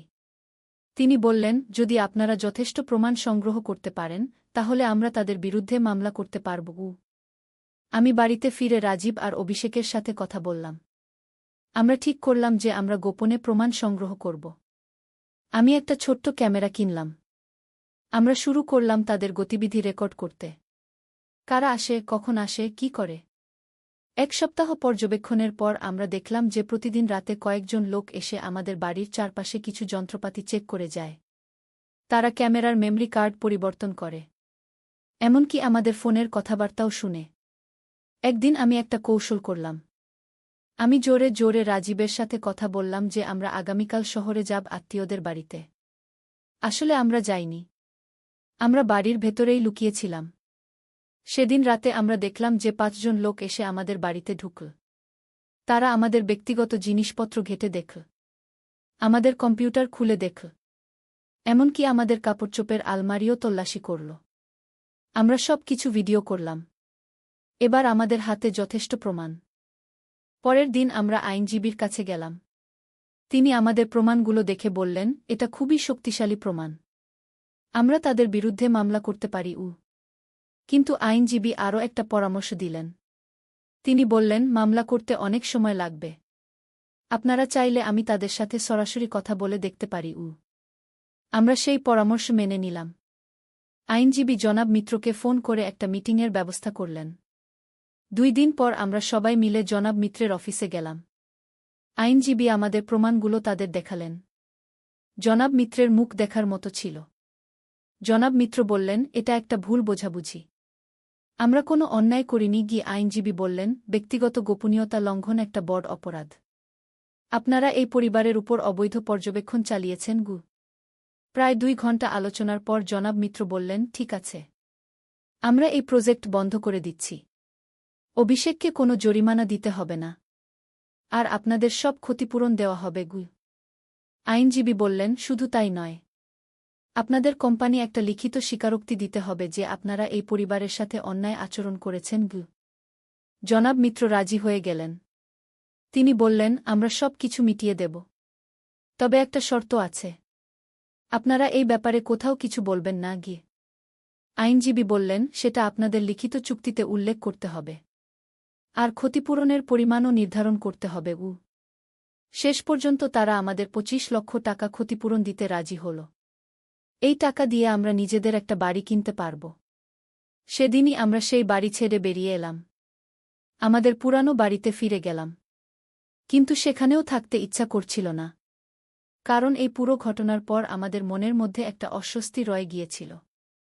3 সপ্তাহ পর আমরা ক্ষতিপূরণের টাকা পেলাম। রাজীব বলল, এই টাকা দিয়ে আমরা শহরের অন্য এলাকায় একটা বাড়ি কিনব। আমি রাজি হলাম। নতুন বাড়ি খোঁজার সময় আমরা খুবই সাবধান ছিলাম। আমরা এমন একটা এলাকা বেছে নিলাম যেখানে আমাদের পুরানো বন্ধুবান্ধব আছে, যেখানে আমরা সবাইকে চিনি। অভিষেক একটা নতুন চাকরি পেল। এবার সে খুবই সাবধান হয়ে চাকরি বেছেছে। সে প্রথমে কোম্পানি সম্পর্কে ভালো করে খোঁজখবর নিয়েছে। রিয়া তার পুরানো স্কুলে ভর্তি হল। সে খুব খুশি, কারণ সেই নতুন স্কুলে তার কোনো বন্ধু ছিল না। কিন্তু এই পুরো ঘটনার পর আমাদের পরিবারের মধ্যে একটা বন্ধন আরও শক্তিশালী হয়েছে। আমরা বুঝতে পেরেছি যে পরিবারের চেয়ে বড় কিছু নেই। সেই নতুন ফ্ল্যাটের চাবি যখন অভিষেক আমার হাতে দিয়েছিল, আমি ভেবেছিলাম এটা আমাদের জীবনে সুখ নিয়ে আসবে। কিন্তু আসলে এটা একটা বড় পরীক্ষা ছিল। আজ যখন আমি পেছনের দিকে তাকাই, মনে হয় এই ঘটনাটা আমাদের পরিবারকে আরও শক্তিশালী করেছে। আমরা বুঝতে পেরেছি যে যে কোনো সমস্যার মুখোমুখি হলে আমরা একসাথে থেকে সেটা মোকাবেলা করতে পারি।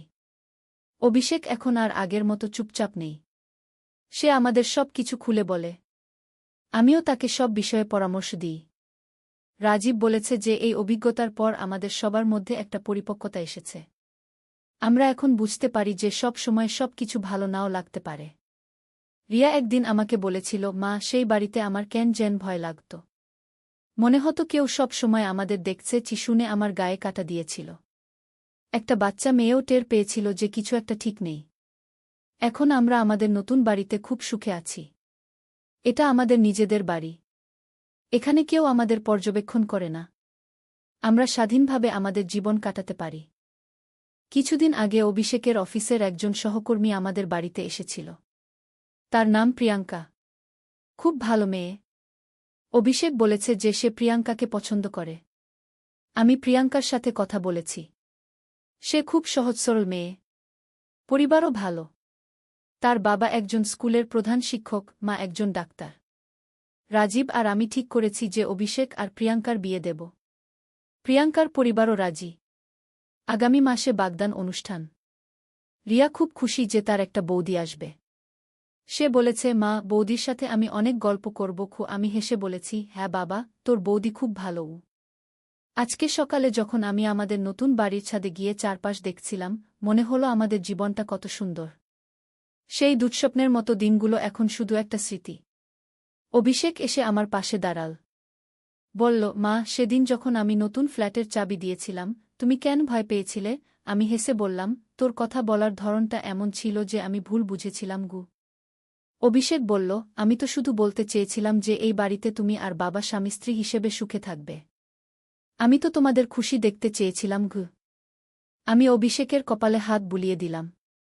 বললাম, তুই ঠিকই করেছিলিস বাবা। কিন্তু সেই কোম্পানির লোকেরা আমাদের সাথে যা করেছিল সেটা ঠিক ছিল না গে। অভিষেক বলল, মা, এখন আর সেসব নিয়ে ভাবার দরকার নেই। আমরা এখন সুখে আছি। সন্ধ্যায় রাজীব অফিস থেকে ফিরে এল। সে আজকে খুব খুশি। কারণ অফিসে তার প্রমোশন হয়েছে। আমরা সবাই মিলে উদযাপন করলাম। রিয়া তার নতুন বন্ধুদের নিয়ে বাড়িতে এসেছে। তারা সবাই খুব ভালো।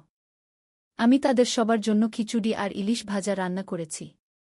সবাই খুব পছন্দ করেছে। রাতে যখন আমরা সবাই মিলে টিভি দেখছিলাম, রাজীব বলল, জানো, সেই কোম্পানির ঘটনার পর আমাদের পারিবারিক বন্ধন আরও শক্তিশালী হয়েছে। আমি বললাম, হ্যাঁ, আমরা এখন একে অপরকে আরও ভালো করে চিনি গিয়ে। অভিষেক বলল, আর আমি এখন যে কোনো সিদ্ধান্ত নেওয়ার আগে তোমাদের সাথে পরামর্শ করি। রিয়া বলল, আমিও এখন যে কোনো সমস্যা হলে সবার সাথে শেয়ার করি। আমি মনে মনে ভাবলাম, জীবনে যা কিছু ঘটে সবই আমাদের কিছু না কিছু শিক্ষা দেয়া। সেই ভয়াবহ অভিজ্ঞতাও আমাদের পরিবারের জন্য একটা ভাল শিক্ষা ছিল। আজ রাতে ঘুমাতে যাওয়ার আগে আমি জানালা দিয়ে বাইরে তাকালাম। রাস্তায় কিছু গাড়ি যাচ্ছে। কিন্তু সেগুলো আমাদের পর্যবেক্ষণ করছে না। সেগুলো শুধু স্বাভাবিকভাবে যাতায়াত করছে।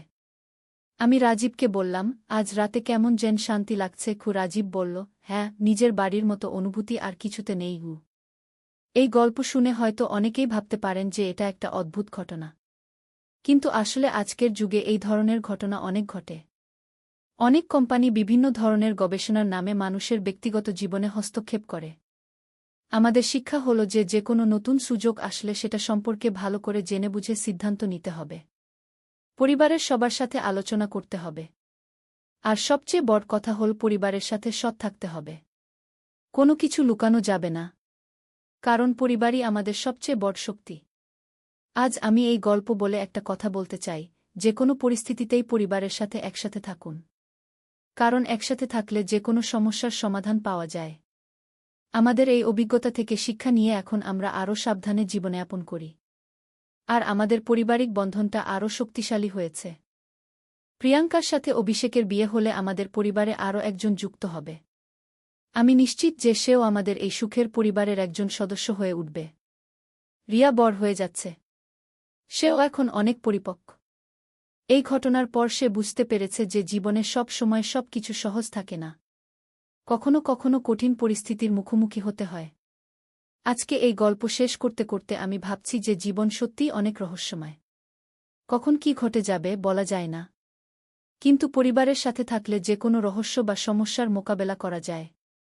সেদিন অভিষেক যখন বলেছিল, এই বাড়িতে আমরা স্বামী-স্ত্রী হয়ে থাকব, আমি ভেবেছিলাম কোনো ভয়াবহ কিছু ঘটতে যাচ্ছে। কিন্তু আসলে সেটা ছিল একটা নতুন শুরুর সংকেত। আমাদের এই অ্যাডভেঞ্চারটা এখন শেষ। কিন্তু জীবন তো চলতেই থাকে। নতুন নতুন অভিজ্ঞতা, নতুন নতুন চ্যালেঞ্জ আসতে থাকবে। কিন্তু আমরা প্রস্তুত। কারণ আমরা জানি যে একসাথে থাকলে সব কিছু সম্ভব। নূরের আলো। প্রথম অধ্যায়, অন্ধকারের মাঝে। মদিনার বাইরে একটি ছোট গ্রামে বাস করত আবদুল্লাহ নামের এক যুবক। তার বয়স তখন ২৫ বছর। সে ছিল একজন দক্ষ কামার, যার হাতের কাজ দেখে সবাই মুগ্ধ হতো। কিন্তু আবদুল্লাহর হৃদয়ে ছিল এক গভীর অশান্তি। সে দেখত যে তার চারপাশের মানুষেরা বিভিন্ন দেবদেবীর পূজা করে, কিন্তু তার মন কখনো এসব মূর্তি পূজায় শান্তি পেত না। আব্বু, এই পাথরের মূর্তিগুলো কি সত্যিই আমাদের সাহায্য করতে পারে? একদিন সে তার বাবা আবু বকর আল কুরাইশিকে জিজ্ঞেস করল। তার বাবা, যিনি গ্রামের একজন সম্মানিত ব্যক্তি ছিলেন, কপাল কুঁচকে উত্তর দিলেন, বেটা, আমাদের পূর্বপুরুষেরা এভাবেই পূজা করে এসেছেন। তুমি এসব নিয়ে প্রশ্ন তুলো না গি। কিন্তু আবদুল্লাহর মন প্রশ্নে ভরে থাকত। রাতের পর রাত সে আকাশের দিকে তাকিয়ে থাকত আর ভাবত, যিনি এই চাঁদতারা, আকাশ পৃথিবী সৃষ্টি করেছেন, তিনি নিশ্চয়ই এই পাথরের তৈরি মূর্তিগুলোর চেয়ে অনেক বড়। একদিন সকালে আবদুল্লাহ তার কামারশালায় কাজ করছিল। হঠাৎ একজন অপরিচিত ব্যক্তি এসে হাজির হলেন। তিনি ছিলেন মধ্যবয়স্ক, চেহারায় এক অদ্ভুত শান্তি আর তেজ। তার পোশাক সাধারণ, কিন্তু চোখে ছিল এক অন্যরকম আলো। আসসালামু আলাইকুম, অপরিচিত ব্যক্তি বললেন। আবদুল্লাহ একটু অবাক হয়ে জবাব দিল, ওয়া আলাইকুমুসসালাম। যদিও সে এই অভিবাদনের অর্থ পুরোপুরি বুঝত না, তবুও কেন যেন মনে হল এটা বলা উচিত। আমার নাম বিলাল ইবনে রাবাহ, অপরিচিত ব্যক্তি বললেন। আমি একটি তরবারি মেরামত করাতে এসেছি। আব্দুল্লাহ তরবারিটি দেখল। এটি ছিল অত্যন্ত সুন্দর, কিন্তু হাতলে কিছু ক্ষতি ছিল। এই তরবারির ইতিহাস কি? আব্দুল্লাহ কৌতূহলে জিজ্ঞেস করল। বিলাল রাত একটা গভীর দীর্ঘশ্বাস ফেললেন। এই তরবারি দিয়ে আমি ইসলামের পথে জিহাদ করেছি। আল্লাহর রাসূল সাক এর সাথে অনেক যুদ্ধে অংশ নিয়েছি গু। ইসলাম? আব্দুল্লাহর চোখে কৌতূহলের আলো জ্বলে উঠল। এটা কি? বিলাল রাত মৃদু হাসলেন। ইসলাম মানে শান্তি। আল্লাহ তায়ালার কাছে সম্পূর্ণ আত্মসমর্পণ। আমরা বিশ্বাস করি যে আল্লাহ ছাড়া কোনো ইলাহ নেই, আর মুহাম্মদ সাক আল্লাহর রাসূল গো। আব্দুল্লাহর হৃদয় এই বাণী শুনে কেঁপে উঠল। একজন আল্লাহ? কোনো মূর্তি নয়। হ্যাঁ, কেবল এক আল্লাহ, যিনি সব কিছুর স্রষ্টা, পালনকর্তা, যার কোনো শরিক নেই। পরবর্তী কয়েক ঘণ্টা আব্দুল্লাহ আর বিলাল রাত ইসলাম নিয়ে আলোচনা করলেন। বিলাল রাত তাকে কুরআনের কিছু আয়াত শোনালেন, রাসূল সাক এর জীবনী বললেন। প্রতিটি কথা আব্দুল্লাহর অন্তরে গেঁথে গেল। তুমি কি ইসলাম গ্রহণ করবে? বিলাল রাত শেষে জিজ্ঞেস করলেন। আব্দুল্লাহ একটু ভেবে বলল, আমি সময় চাই। আমার পরিবার, আমার সমাজ, সবাই তো এর বিরুদ্ধে যাবে। সত্যের পথ সবসময় কঠিন, বিলাল রাত বললেন। কিন্তু যে আল্লাহর উপর ভরসা রাখে, আল্লাহ তার জন্য পথ বের করে দেন। দ্বিতীয় অধ্যায়, সত্যের খোঁজে। বিলাল রাত চলে যাওয়ার পর আব্দুল্লাহর মন অস্থির হয়ে গেল। তার কামারশালায় বসে সে বারবার ভাবত, লা ইলাহা ইল্লাল্লাহু মুহাম্মাদুর রাসূলুল্লাহ কি এই কলেমার অর্থ তার হৃদয়ে গেঁথে গিয়েছিল। সেই রাতে আব্দুল্লাহ ঘুমাতে পারেনি। সে বাইরে বেরিয়ে আকাশের দিকে তাকাল। অসংখ্য তারা জ্বলজ্বল করছে। আল্লাহ, যদি তুমি সত্যিই এক এবং একমাত্র ইলাহ হও, তাহলে আমাকে সঠিক পথ দেখাও, সে মনে মনে প্রার্থনা করল। পরের দিন সকালে আব্দুল্লাহর বাবা তার কাছে এলেন। বেটা, গতকাল যে লোকটা এসেছিল সে কি বলেছিল? গ্রামের লোকেরা বলছে সে নাকি কোনো নতুন ধর্মের কথা বলে। আব্দুল্লাহ একটু ইতস্তত করে বলল, আব্বু, সে ইসলামের কথা বলেছে। এটা এমন একটা ধর্ম যেখানে কেবল একজন আল্লাহর উপাসনা করা হয়। আবু বকর আল কুরাইশির মুখ রাগে লাল হয়ে গেল। কি বলছিস তুই? আমাদের দেবদেবীদের অসম্মান করছিস? এই নতুন ধর্ম আমাদের পূর্বপুরুষদের ধর্মকে মিথ্যা বলে। কিন্তু আব্বু, এই পাথরের মূর্তিগুলো কি সত্যিই আমাদের কোনো উপকার করতে পারে? তারা না পারে দেখতে, না পারে শুনতে। চুপ! আবু বকর চিৎকার করে উঠলেন। তুই এই বাড়িতে এসব কথা বলবি না। এই নতুন ধর্ম আমাদের সমাজের শান্তি নষ্ট করছে। সেদিন থেকে আব্দুল্লাহর উপর পরিবারের চাপ বাড়তে লাগল। তার মা, ভাইবোন সবাই তার বিরুদ্ধে হয়ে গেল। কিন্তু আব্দুল্লাহর মনে একবার যে বীজ বপন হয়েছিল তা দিন দিন বড় হতে লাগল। একদিন আব্দুল্লাহ গোপনে মদিনার দিকে রওনা হল। সে শুনেছিল যে সেখানে মুসলিমদের একটি বড় সমাজ আছে। 3 দিনের পথ হেঁটে সে মদিনায় পৌঁছাল। মদিনার প্রবেশপথে সে দেখল একদল মানুষ একসাথে নামাজ পড়ছে। তাদের কপালে সিজদার দাগ, চেহারায় অপূর্ব শান্তি। আব্দুল্লাহ মুগ্ধ হয়ে দেখতে লাগল।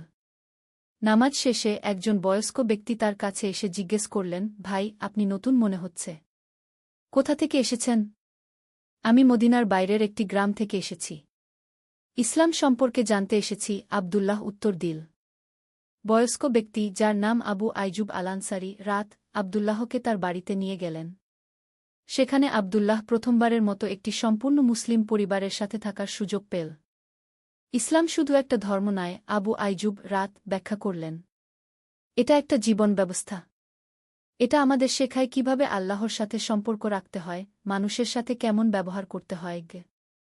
আব্দুল্লাহ সেখানে 1 সপ্তাহ থাকল। প্রতিদিন সে নামাজ দেখত, কুরআন তিলাওয়াত শুনত, ইসলামের বিভিন্ন বিধান সম্পর্কে জানত। তার হৃদয় প্রশান্তিতে ভরে উঠল। 3য় অধ্যায়, ঈমানের আলো। মদিনায় থাকার 7ম দিনে আব্দুল্লাহ আবু আইজুব রাত কে বলল, চাচা, আমি ইসলাম গ্রহণ করতে চাই। আবু আইজুব রাত এর চোখে খুশির অশ্রু এসে গেল। আল্লাহু আকবার! আল্লাহ তায়ালা তোমাকে হিদায়েত দান করেছেন। তারা মসজিদে নব্বীতে গেলেন। সেখানে ইমাম আব্দুল্লাহকে কলেমা পড়ালেন। আশহাদু আল্লা ইলাহা ইল্লাল্লাহু ওয়া আশহাদু আন্না মুহাম্মাদান আবদুহু ওয়া রাসূলুহু।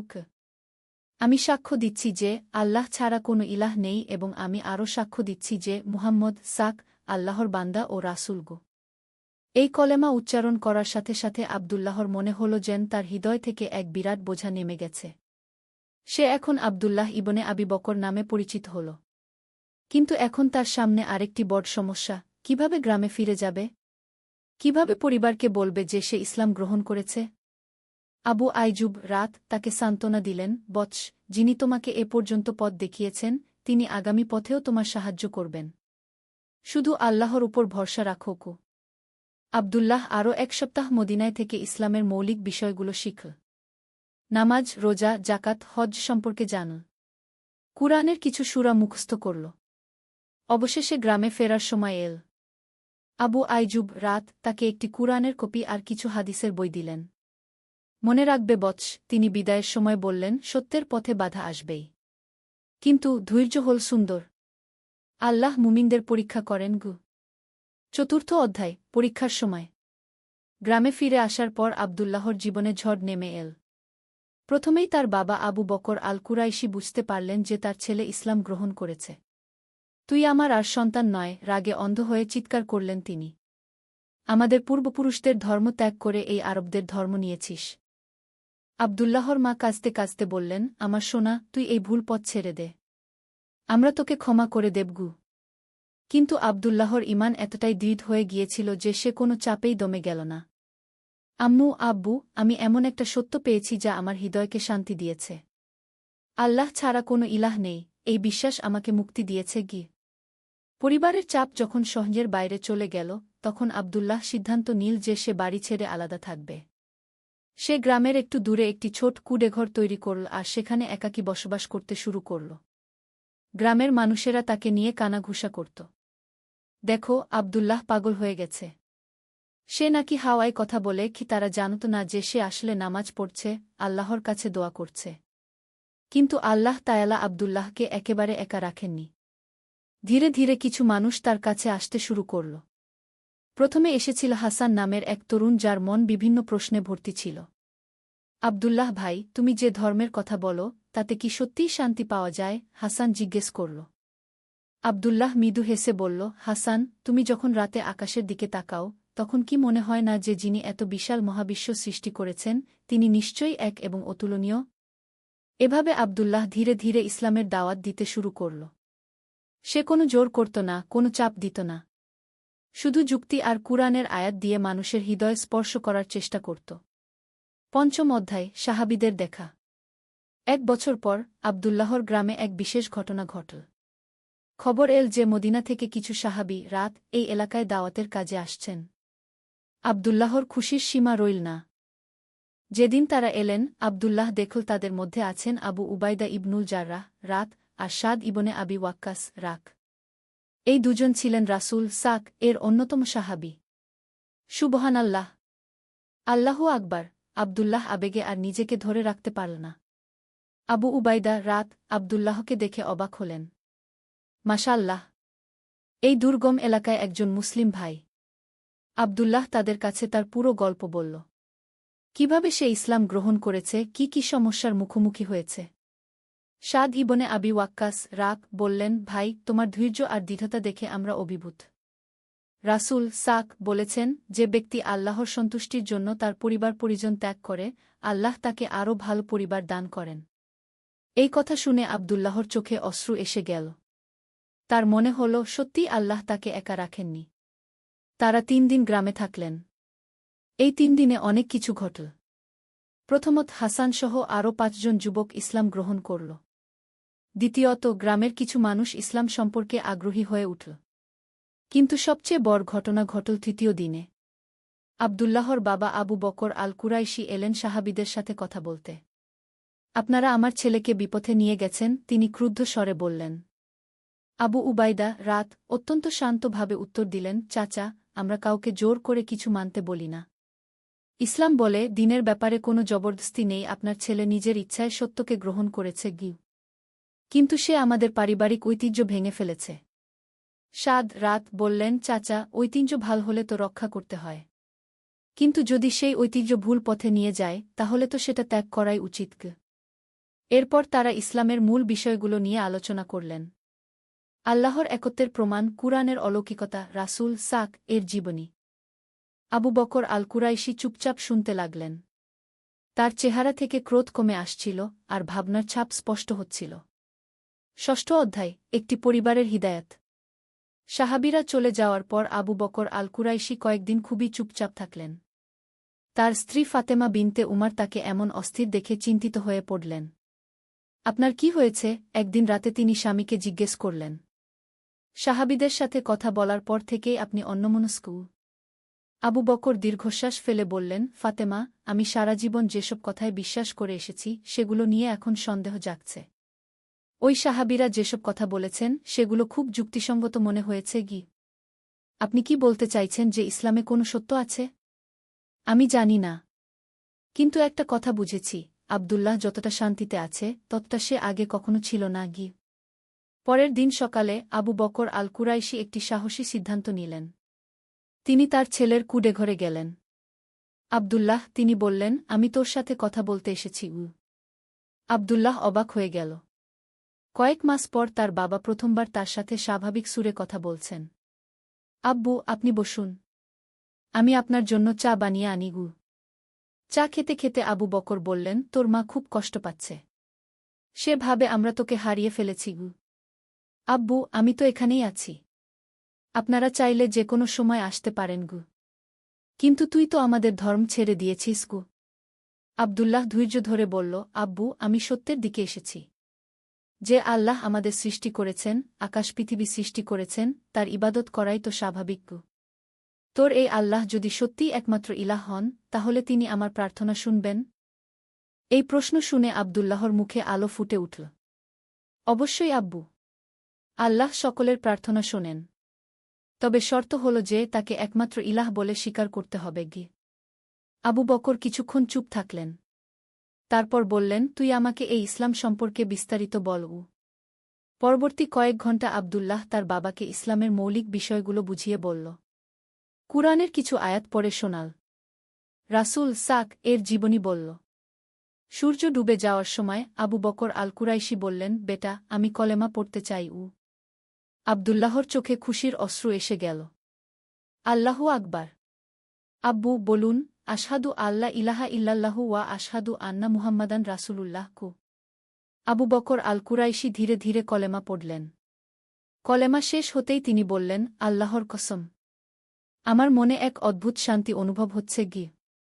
সেদিন রাতে নতুন মুসলিম আবু বকর আল কুরাইশি, এখন তার নাম আবু বকর আল ইসলামী, বাড়িতে ফিরে গিয়ে তার স্ত্রীকে সব কিছু বললেন। ফাতেমা প্রথমে অবাক হলেন, তারপর বললেন, আপনি যদি সত্য পেয়ে থাকেন তাহলে আমিও সেই পথে আসতে চাই। এইভাবে একে একে পুরো পরিবার ইসলাম গ্রহণ করল। আব্দুল্লাহর দুই ভাই উমার আর আলী, তার বোন আয়েশা, সবাই কলেমা পড়ল। সপ্তম অধ্যায়, দাওয়াতের সম্প্রসারণ।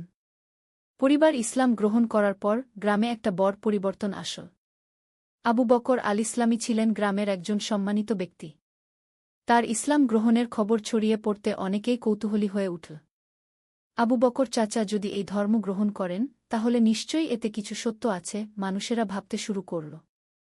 আব্দুল্লাহ এখন আর একা ছিল না। তার বাবা, ভাইয়েরা সবাই মিলে গ্রামে ইসলামের দাওয়াত দিতে শুরু করল। তারা একটি নিয়ম করল, প্রতি শুক্রবার সকালে গ্রামের কেন্দ্রস্থলে বসে ইসলামের বিভিন্ন বিষয় নিয়ে আলোচনা করবে। প্রথম শুক্রবারেই ২০-২৫ জন মানুষ এসে জড়ো হল। আব্দুল্লাহ কুরআনের একটি আয়াত তিলাওয়াত করে শুরু করল। আমি জিন ও মানুষকে কেবল আমার ইবাদতের জন্যই সৃষ্টি করেছি। তারপর সে ব্যাখ্যা করল, ভাই বোনেরা, আমাদের জীবনের উদ্দেশ্য কি? আমরা কেন এই পৃথিবীতে এসেছি? এই আয়াতে আল্লাহ তায়ালা স্পষ্ট করে বলে দিয়েছেন, আমাদের সৃষ্টি করা হয়েছে কেবল তার ইবাদতের জন্য। গ্রামের বয়স্ক একজন ব্যক্তি, ইউসুফ ইবনে মাসুদ, প্রশ্ন করলেন, কিন্তু আমরা তো আমাদের দেবতাদের পূজা করি। সেটাও তো ইবাদত। আবু বকর আল ইসলামী উত্তর দিলেন, ইউসুফ ভাই, যিনি আমাদের সৃষ্টি করেছেন তিনিই ঠিক করবেন কিভাবে তার ইবাদত করতে হবে। আমাদের মনগড়া পদ্ধতিতে ইবাদত করলে তো হবে না। তাহলে কিভাবে জানব সঠিক পদ্ধতি কি? এজন্যেই আল্লাহ তায়ালা নবী রাসূল পাঠিয়েছেন। সর্বশেষ নবী মুহাম্মদ সাক আমাদের জানিয়ে দিয়েছেন সঠিক পথ কি। এভাবে প্রতি শুক্রবারে আলোচনা চলতে লাগল। ধীরে ধীরে আরও অনেকে ইসলাম গ্রহণ করতে শুরু করল।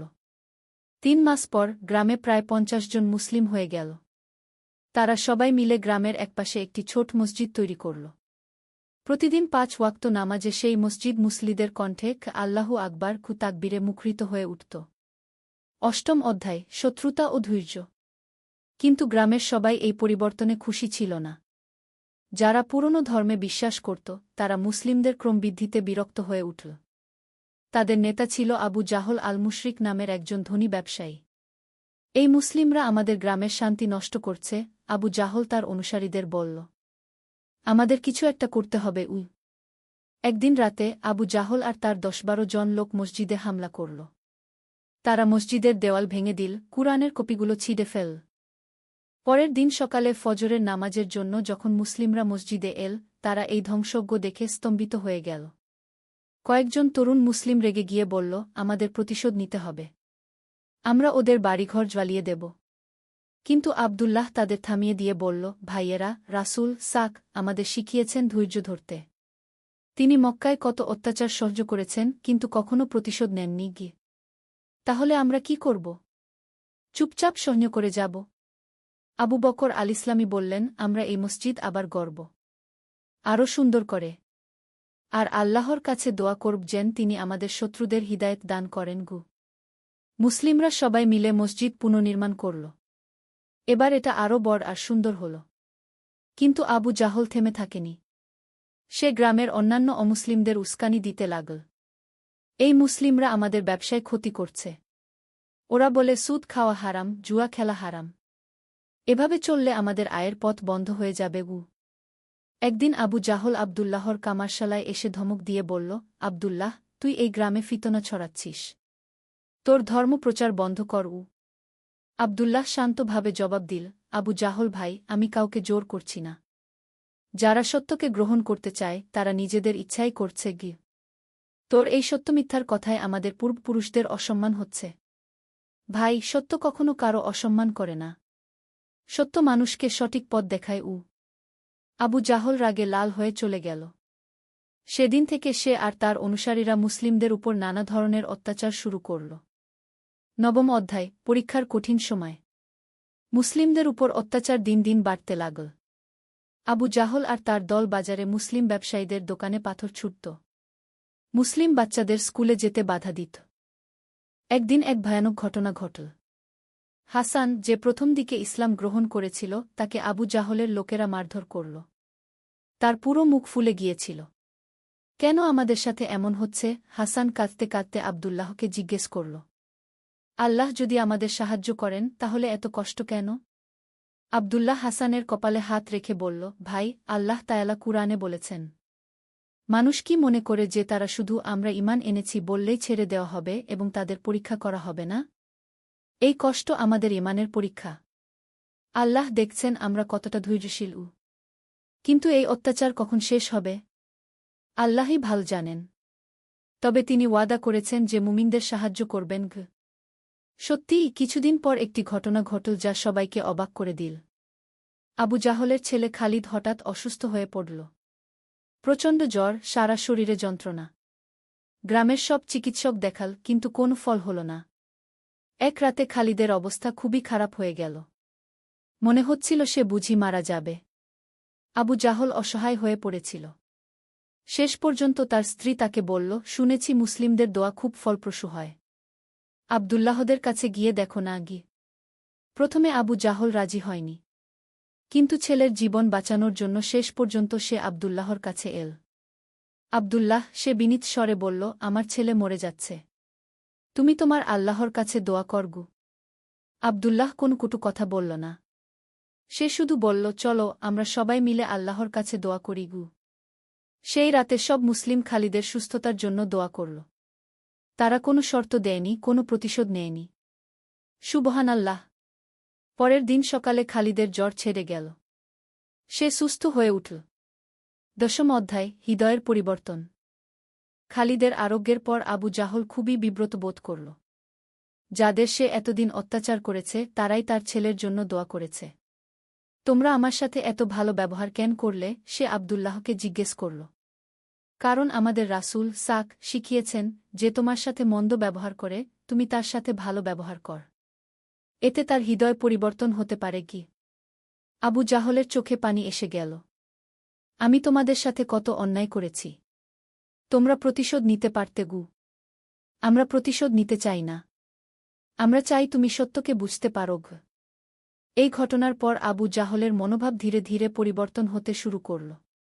সে মুসলিমদের আর অত্যাচার করল না, বরং তাদের আচার-আচরণ, তাদের নৈতিকতা লক্ষ্য করতে লাগল। কয়েক মাস পর এক জুমার দিনে আবু জাহল মসজিদে এল।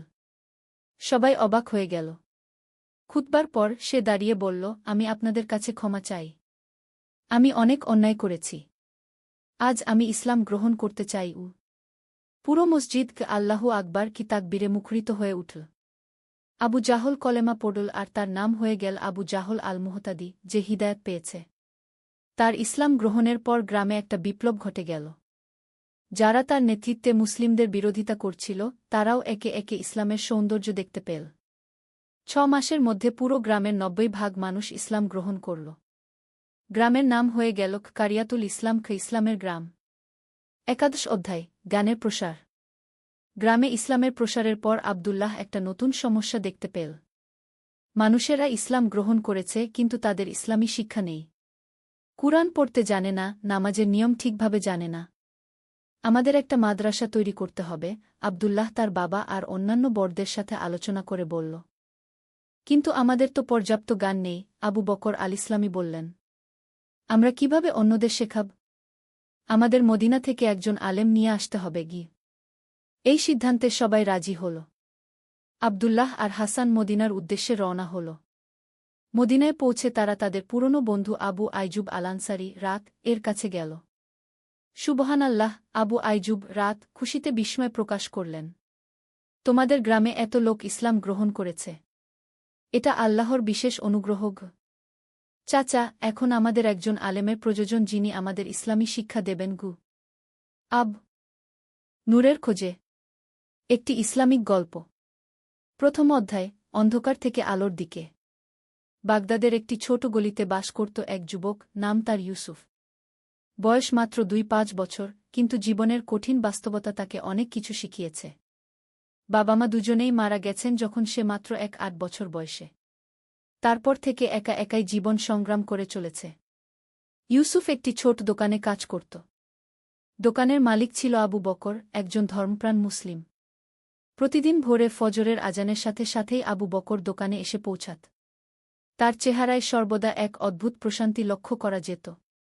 ইউসুফ প্রায় ভাবত, এই বৃদ্ধ লোকটির মাঝে কি এমন বিশেষত্ব আছে যা তাকে সর্বদা এত শান্ত রাখে। একদিন সকালে ইউসুফ দেরি করে দোকানে পৌঁছাল। দেখল আবু বকর একটি কোরআন শরীফ খুলে তেলাওয়াত করছেন। তার কণ্ঠস্বর এত মধুর যে ইউসুফ মুগ্ধ হয়ে দাঁড়িয়ে রইল। তেলাওয়াত শেষে আবু বকর দোয়া করলেন। তারপর ইউসুফের দিকে তাকিয়ে হাসলেন। ইউসুফ, বেটা, আজ তুমি কিছুটা দেরি করেছ মনে হচ্ছে গি। জি হুজুর, রাতে খুব বেশি কাজ করেছিলাম। একটু ঘুম হয়নি, ইউসুফ লজ্জিত হয়ে বলল। আবু বকর তার কাঁধে হাত রেখে বললেন, বেটা, তুমি খুব পরিশ্রমী। কিন্তু শুধু দুনিয়ার কাজেই নিজেকে ব্যস্ত রাখলে চলবে না। আখেরাতের জন্যও কিছু সময় রাখতে হবে গু। ইউসুফ কৌতূহলী হয়ে জিজ্ঞেস করল, হুজুর, আপনি প্রতিদিন এত ভোরে এসে কোরআন পড়েন কেন? আর আপনার চেহারায় সর্বদা এত শান্তি দেখি কেন? আবু বকর মিষ্টি হেসে বললেন, বেটা, এই শান্তি আসে আল্লাহর কাছ থেকে। যখন একজন মানুষ সত্যিকারের ঈমান নিয়ে আল্লাহর পথে চলে, তখন তার অন্তরে এক অনন্য প্রশান্তি নেমে আসে। এটাই হল নূর, আল্লাহর নূর গু। দ্বিতীয় অধ্যায়, জ্ঞানের পিপাসা। ইউসুফ আবু বকরের কথা শুনে গভীরভাবে চিন্তিত হয়ে পড়ল। সে নিজেকে প্রশ্ন করতে লাগল, সে কি সত্যিই সঠিক পথে আছে? তার জীবনে কি সেই নূর আছে যার কথা আবু বকর বলেছেন? কয়েকদিন পর ইউসুফ আবু বকরের কাছে গিয়ে বলল, হুজুর, আমি ইসলাম সম্পর্কে আরও জানতে চাই। আমার বাবা-মা মুসলমান ছিলেন, আমিও মুসলমান, কিন্তু আসলে আমি কোরআন হাদিসের কিছুই জানি না। নামাজ পড়ি, কিন্তু বুঝি না কি পড়ছি। আবু বকর খুশি হয়ে বললেন, আলহামদুলিল্লাহ। এটাই তো সবচেয়ে বড় কথা। যখন একজন মানুষ জানার আগ্রহ রাখে, তখনই তার হেদায়েতের পথ শুরু হয় গে। সেদিন থেকেই শুরু হল ইউসুফের ইসলামী শিক্ষার যাত্রা। প্রতিদিন কাজের পর আবু বকর তাকে কোরআন শরীফের বিভিন্ন আয়াত শেখাতেন। হাদিসের গল্প বলতেন। ইউসুফ মুগ্ধ হয়ে শুনত। একদিন আবু বকর সূরা নূরের একটি আয়াত পড়লেন। আল্লাহু নুরুস সামাওয়াতি ওয়াল আরদবউ। আল্লাহ আসমান ও জমিনের নূর।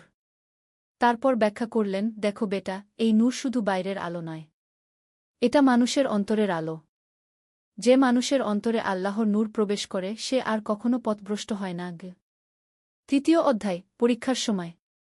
দিন যেতে লাগল। ইউসুফের জীবনে পরিবর্তন আসতে শুরু করল। সে নিয়মিত 5 ওয়াক্ত নামাজ পড়তে শুরু করল। কোরআন তেলাওয়াত করত। তার চেহারায় একটা নুরানি ভাব ফুটে উঠেছিল।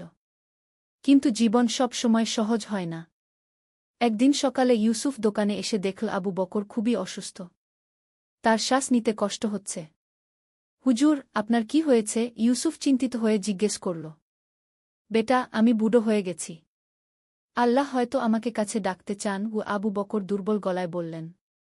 ইউসুফ তাড়াতাড়ি ডাক্তার ডেকে আনল। ডাক্তার পরীক্ষা করে বললেন যে আবু বকরের হার্টের অবস্থা খুবই গুরুতর। তাকে হাসপাতালে ভর্তি করতে হবে। হাসপাতালে ভর্তির পর আবু বকরের অবস্থা আরও খারাপ হতে লাগল। ইউসুফ দিনরাত তার সেবা করত। একদিন আবু বকর তাকে কাছে ডেকে বললেন, ইউসুফ, আমার সময় হয়েছে। তুমি আমার দোকানের দেখাশোনা করবে। কিন্তু মনে রাখবে, শুধু দোকানের নয়, নিজের আত্মার দেখাশোনাও করতে হবে। হুজুর, এমন কথা বলবেন না। আল্লাহ আপনাকে সুস্থ করে দেবেন কি? ইউসুফ কাঁদতে কাঁদতে বলল। বেটা, মৃত্যু তো সবারই আসবে।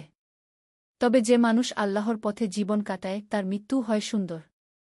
আমি খুশি যে আমি তোমার মতো একটি ভালো ছেলেকে সঠিক পথ দেখাতে পেরেছি। চতুর্থ অধ্যায়, দায়িত্ব গ্রহণ। 3 দিন পর আবু বকর ইন্তেকাল করলেন। ইউসুফ অনেক কেঁদেছিল। তার মনে হচ্ছিল যেন তার জীবনের সবচেয়ে বড় অবলম্বনটি হারিয়ে গেছে। আবু বকরের জানাজায় অনেক লোক এসেছিল।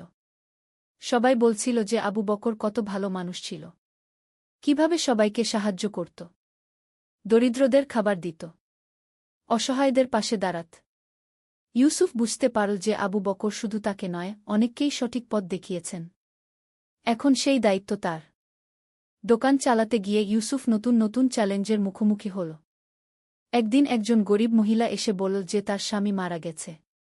3 ছোট বাচ্চা নিয়ে সে খুবই কষ্টে আছে। কিছু খাবার চান কিনা জানতে চাইল। ইউসুফ তার কথা শুনে কিছুক্ষণ চিন্তা করল। তার নিজের টাকার অবস্থাও তেমন ভালো নয়। কিন্তু তার মনে আবু বকরের কথা মনে পড়ল, নিজের চেয়ে অন্যকে এগিয়ে রাখ। এটাই ইসলামের শিক্ষাগু। সে মহিলাকে প্রয়োজনীয় খাবার দিয়ে দিল। কোনো টাকা নিল না। 5ম অধ্যায়, সমাজসেবার পথে। দিন যেতে লাগল। ইউসুফ দেখতে পেল যে তার এলাকায় অনেক সমস্যা রয়েছে। অনেক দরিদ্র পরিবার আছে। কিছু যুবক ভুল পথে চলে গেছে। মসজিদে মানুষের উপস্থিতি কম। ইউসুফ ভাবল, আবু বকর হুজুর যেমন তার জীবন পরিবর্তন করেছিলেন, সেও তেমনি অন্যদের জীবনে ইতিবাচক পরিবর্তন আনতে পারে। সে প্রথমে স্থানীয় মসজিদের ইমাম সাহেবের সাথে কথা বলল। ইমাম সাহেব, হাফেজ সাইদুল ইসলাম, খুবই ভালো মানুষ ছিলেন। তিনি ইউসুফের পরিকল্পনা শুনে খুশি হলেন। আল্লাহ তোমাকে হেদায়েত দিয়েছেন ইউসুফ। এই নিয়ত দিয়ে কাজ শুরু কর। আল্লাহ তোমাকে সাহায্য করবেন, ইমাম সাহেব বললেন। ইউসুফ প্রথমে একটি ছোট উদ্যোগ নিল। প্রতি শুক্রবার জুমার নামাজের পর মসজিদে একটি ছোট আলোচনা সভার আয়োজন করল। বিভিন্ন ইসলামিক বিষয় নিয়ে আলোচনা হতো। ধীরে ধীরে মানুষের উপস্থিতি বাড়তে লাগল। একদিন আলোচনা সভায় একজন যুবক এসেছিল। তার নাম রহিম। সে বিভিন্ন অপরাধমূলক কাজে জড়িত ছিল। প্রথমে সে শুধু কৌতূহলবশত এসেছিল। ইউসুফ সেদিন হজরত ইউসুফ এর গল্প বলেছিল। কিভাবে তিনি সব বিপদাপদ মোকাবেলা করে শেষ পর্যন্ত সফল হয়েছিলেন। রহিম গল্প শুনে অনেক প্রভাবিত হল। 6ষ্ঠ অধ্যায়, হৃদয় পরিবর্তনের গল্প। রহিমের জীবনযাত্রা ছিল খুবই অনিয়মিত। সে চুরি ছিনতাই করত, মাদকাসক্ত ছিল। কিন্তু ইউসুফের কথা তার মনে গেঁথে গিয়েছিল। পরের সপ্তাহে রহিম আবার এল। এবারও মনোযোগ দিয়ে শুনল। আলোচনা শেষে সে ইউসুফের কাছে এসে বলল, ভাই, আমি জানি আমি খারাপ কাজ করি। কিন্তু আমার অন্য কোনো পথ দেখি না। আমার বাবা মা আমাকে ত্যাগ করেছে। কেউ আমাকে কাজ দেয় না। ইউসুফ তার হাতে হাত রেখে বলল, ভাই রহিম, আল্লাহর রহমতের দরজা সবার জন্যই খোলা। তুমি যদি সত্যিই তওবা করে সঠিক পথে আসতে চাও, আল্লাহ তোমাকে অবশ্যই সাহায্য করবেন গু। কিন্তু আমার তো কোনো কাজ নেই। আমি কি খেয়ে বেঁচে থাকব? রহিম জিজ্ঞেস করল। তুমি প্রথমে আল্লাহর কাছে তওবা কর। নিয়মিত নামাজ পড়। কাজের ব্যাপারে আমি তোমাকে সাহায্য করব কু, ইউসুফ বলল। রহিম কেঁদে ফেল। সে বলল, আমি অনেক পাপ করেছি। আল্লাহ কি আমাকে ক্ষমা করবেন? ইউসুফ কোরআনের আয়াত পড়ে শোনাল, বল, হে আমার বান্দারা, যারা নিজেদের উপর অন্যায় করেছ, তোমরা আল্লাহর রহমত থেকে নিরাশ হজ না। নিশ্চয় আল্লাহ সব গুনাহ ক্ষমা করে দেন গু। এই আয়াত শুনে রহিমের জীবনে বিপ্লব এল। সে সেই দিনই তওবা করল। নিয়মিত নামাজ পড়তে শুরু করল। ইউসুফ তাকে দোকানে সাহায্যকারী হিসেবে কাজ দিল। 7ম অধ্যায়, সমাজের উন্নতি। রহিমের পরিবর্তন দেখে এলাকার অন্যান্য যুবকরাও প্রভাবিত হল। ধীরে ধীরে অপরাধের হার কমতে লাগল। মসজিদে মানুষের উপস্থিতি বাড়ল। ইউসুফ দেখল যে শুধু ধর্মীয় শিক্ষা দিলেই হবে না, মানুষের অর্থনৈতিক অবস্থার উন্নতিও দরকার। সে একটি ছোট উদ্যোগ নিল। এলাকার বেকার যুবকদের বিভিন্ন কারিগরি প্রশিক্ষণ দেওয়ার ব্যবস্থা করল। প্রথমে খুব কম টাকা দিয়ে শুরু হল। কিছু যুবক শিখল কাঠের কাজ, কেউ শিখল ইলেকট্রিকের কাজ, কেউ দর্জির কাজ।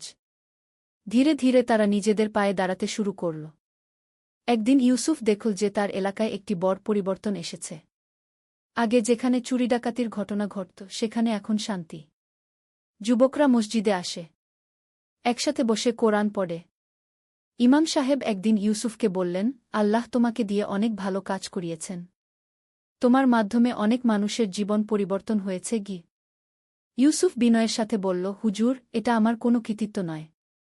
এটা আল্লাহর রহমত। আবু বকর চাচা আমাকে যে শিক্ষা দিয়েছেন, আমি তা অন্যদের মাঝে ছড়িয়ে দিতে চেষ্টা করেছি মাত্র। 8ম অধ্যায়, নতুন চ্যালেঞ্জ। একদিন ইউসুফের কাছে একজন ভদ্রলোক এলেন। তার নাম আব্দুর রাজ্জাক।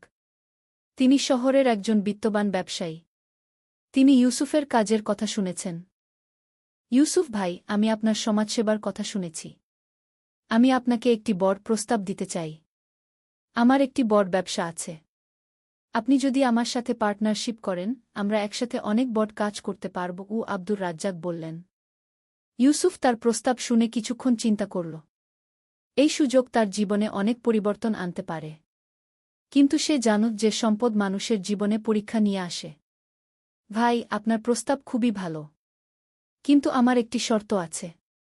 আমি হালাল উপায়ে ব্যবসা করতে চাই। সুদ, ঘুষ, ধোঁকা এইসব থেকে দূরে থেকে ইউসুফ বলল। আব্দুর রাজ্জাক হেসে বললেন, এই জন্যই তো আমি আপনার সাথে ব্যবসা করতে চাই। আমিও চাই ইসলামিক নীতিমালা মেনে ব্যবসা করতে গু। এভাবে ইউসুফের জীবনে নতুন অধ্যায় শুরু হল। ব্যবসায় সফলতা এল, কিন্তু সে কখনো তার মূল উদ্দেশ্য ভুলে গেল না। 9ম অধ্যায়, বিবাহ ও পারিবারিক জীবন। ব্যবসায় সফল হওয়ার পর ইউসুফ ভাবল যে এখন তার বিয়ের সময় এসেছে। ইমাম সাহেব তাকে একটি ভালো মেয়ের প্রস্তাব দিলেন। মেয়েটির নাম আয়েশা। সে খুবই ধার্মিক এবং শিক্ষিত। আয়েশার বাবা মা ইউসুফের চরিত্র ও সমাজসেবার কথা শুনে খুশি হলেন। বিয়ে সম্পন্ন হল অত্যন্ত সাদামাটা অনুষ্ঠানে। আয়েশা ইউসুফের সমাজসেবার কাজে পূর্ণ সহযোগিতা করল। সে এলাকার মহিলাদের কোরআন হাদিস শেখানো শুরু করল। এভাবে তাদের পারিবারিক জীবন হয়ে উঠল একটি আদর্শ ইসলামিক পরিবারের উদাহরণ। কিছুদিন পর তাদের একটি সন্তান হল। ছেলেটির নাম রাখা হল ইব্রাহিম। ইউসুফ আর আয়েশা ঠিক করল যে তারা তাদের সন্তানকে ইসলামিক আদর্শে গড়ে তুলবে। 10ম অধ্যায়, হজ্বের সফর। ব্যবসায় আল্লাহর বরকতে ভালো লাভ হওয়ায় ইউসুফ ও আয়েশা হজ্ব করার সিদ্ধান্ত নিলেন। এটা তাদের জীবনের সবচেয়ে বড় স্বপ্ন ছিল। মক্কা শরীফে পৌঁছানোর পর ইউসুফ অভিভূত হয়ে গেলেন। কাবা শরীফ দেখে তার চোখে জল এসে গেল। তিনি বুঝতে পারলেন যে জীবনের এতদিনের যাত্রা তাকে এই পবিত্র স্থানে পৌঁছে দিয়েছে। হজ্বের সময় তিনি আল্লাহর কাছে দীর্ঘ দোয়া করলেন। তার জীবনের সব পাপের জন্য ক্ষমা চাইলেন। সমাজসেবার কাজে আরও বেশি তৌফিক চাইলেন। হজ্ব থেকে ফিরে এসে ইউসুফ দেখলেন যে তার মনে আরও বেশি প্রশান্তি এসেছে। সে অনুভব করতে পারছেন যে আল্লাহ তার উপর সন্তুষ্ট। 11ম অধ্যায়, বিপদের মুখোমুখি। কিন্তু জীবনে সব সময় সুখ থাকে না। একদিন হঠাৎ করে ইউসুফের ব্যবসায় বড় ক্ষতি হল। একটি বড় চুক্তি বাতিল হয়ে গেল। তার পার্টনার আব্দুর রাজ্জাক হঠাৎ অসুস্থ হয়ে পড়লেন। ব্যাংক থেকে ঋণের টাকা শোধ করার চাপ এল। ইউসুফ খুবই দুশ্চিন্তায় পড়ে গেলেন। তিনি রাতে ঘুমাতে পারতেন না। আয়েশা তাকে সান্ত্বনা দিতে চেষ্টা করত, কিন্তু পরিস্থিতি দিন দিন আরও খারাপ হতে লাগল। একদিন রাতে তাহাজ্জুদের নামাজের সময় ইউসুফ আল্লাহর কাছে কাঁদতে কাঁদতে দোয়া করলেন। তিনি বললেন, হে আল্লাহ, আপনি আমাকে এতদূর এনেছেন। আমি জানি এটা আপনার পক্ষ থেকে পরীক্ষা। আপনি আমাকে ধৈর্য দান করুন। আমি আপনার উপর ভরসা রাখছি। পরদিন সকালে ইউসুফ অফিসে গিয়ে দেখলেন যে একটি নতুন কোম্পানি থেকে ফোন এসেছে। তারা তার কোম্পানির সাথে একটি বড় প্রজেক্টে কাজ করতে চায়। ইউসুফ বুঝতে পারলেন যে এটা আল্লাহর রহমত। তিনি আরও বেশি করে আল্লাহর শুকরিয়া আদায় করলেন। দ্বাদশ অধ্যায়, সমাজের বৃহত্তর সেবা। ব্যবসায় আবার স্থিতিশীলতা ফিরে আসার পর ইউসুফ আরও বড় পরিসরে সমাজসেবা করার চিন্তা করলেন। তিনি একটি এতিমখানা প্রতিষ্ঠা করলেন। সেখানে এতিম বাচ্চাদের থাকা খাওয়ার পাশাপাশি ভালো শিক্ষার ব্যবস্থা করা হল। এতিমখানায় শুধু সাধারণ শিক্ষাই নয়, ইসলামিক শিক্ষারও ব্যবস্থা ছিল।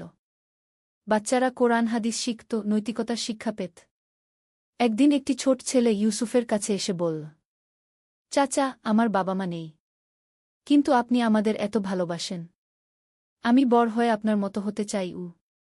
ইউসুফ ছেলেটিকে কোলে নিয়ে বললেন, বেটা, তুমি আল্লাহকে ভালোবাসো, মানুষের সেবা করো, আল্লাহ তোমাকে আরও ভালো মানুষ বানাবেন। ত্রয়োদশ অধ্যায়, নূরের বিস্তার। বছরের পর বছর কেটে গেল। ইউসুফ এখন একজন প্রতিষ্ঠিত ব্যবসায়ী, কিন্তু তার আসল পরিচয় একজন সমাজসেবক হিসেবে। তার প্রতিষ্ঠিত এতিমখানা থেকে অনেক ছেলেমেয়ে বের হয়ে সমাজে প্রতিষ্ঠিত হয়েছে। রহিম, যে একসময় চোর ডাকাত ছিল, সে এখন একজন সৎ ব্যবসায়ী। সে নিজেও এলাকার যুবকদের সঠিক পথে আনার কাজ করে। একদিন রহিম ইউসুফের কাছে এসে বলল, ভাই, আপনি আমার জীবন পরিবর্তন করেছেন। আজ আমিও অন্য যুবকদের জীবন পরিবর্তনের চেষ্টা করি।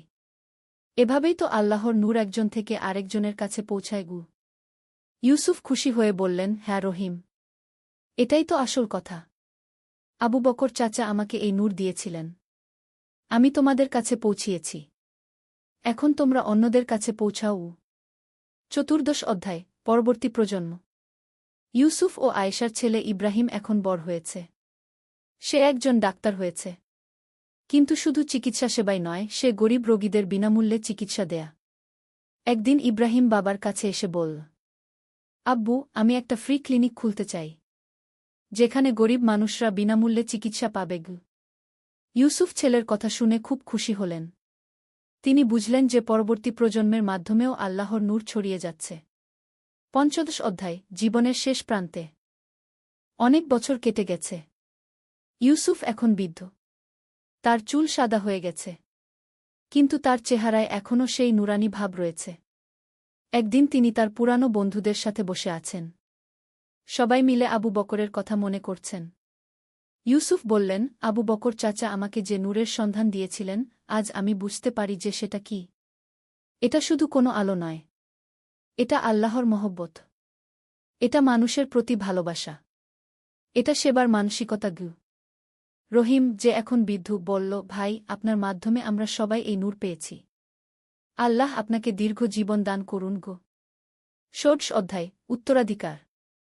ইউসুফ তার জীবনের শেষ দিনগুলোতে আরও বেশি ইবাদতে মনোনিবেশ করলেন। তিনি একটি বই লিখলেন, নূরের খোঁজে, একটি জীবনযাত্রা। এই বইতে তিনি তার জীবনের অভিজ্ঞতা লিখলেন। কিভাবে একজন সাধারণ মানুষ আল্লাহর কাছে নিজেকে সমর্পণ করে জীবনে অসাধারণ কিছু অর্জন করতে পারে। বইটি প্রকাশিত হওয়ার পর অনেক মানুষ তার জীবনী পড়ে অনুপ্রাণিত হল। দেশের বিভিন্ন প্রান্ত থেকে মানুষ তার সাথে দেখা করতে আসত। একদিন একজন তরুণ এসে বলল, চাচা, আপনার বই পড়ে আমার জীবন পরিবর্তন হয়ে গেছে। আমিও আপনার মতো সমাজসেবা করতে চাই। ইউসুফ তরুণটির হাতে হাত রেখে বললেন, বেটা, তুমি শুধু আমার মতো হতে চেষ্টা করো না, আল্লাহর রাসূল শাহ এর মতো হওয়ার চেষ্টা করো। তিনিই আমাদের সবার আদর্শ। সপ্তদশ অধ্যায়, চূড়ান্ত যাত্রা। একদিন ইউসুফ অসুস্থ হয়ে পড়লেন। ডাক্তার ছেলে ইব্রাহিম সব চেষ্টা করল, কিন্তু আল্লাহর ইচ্ছায় ইউসুফের সময় শেষ হয়ে এসেছিল। মৃত্যুর আগে ইউসুফ তার পরিবার ও বন্ধুদের কাছে ডেকে বললেন, আমি খুশি। আল্লাহ আমাকে একটি সুন্দর জীবন দিয়েছেন। আমি চেষ্টা করেছি তার সন্তুষ্টি অর্জনের। এখন তোমরা এই কাজ এগিয়ে নিয়ে যেও।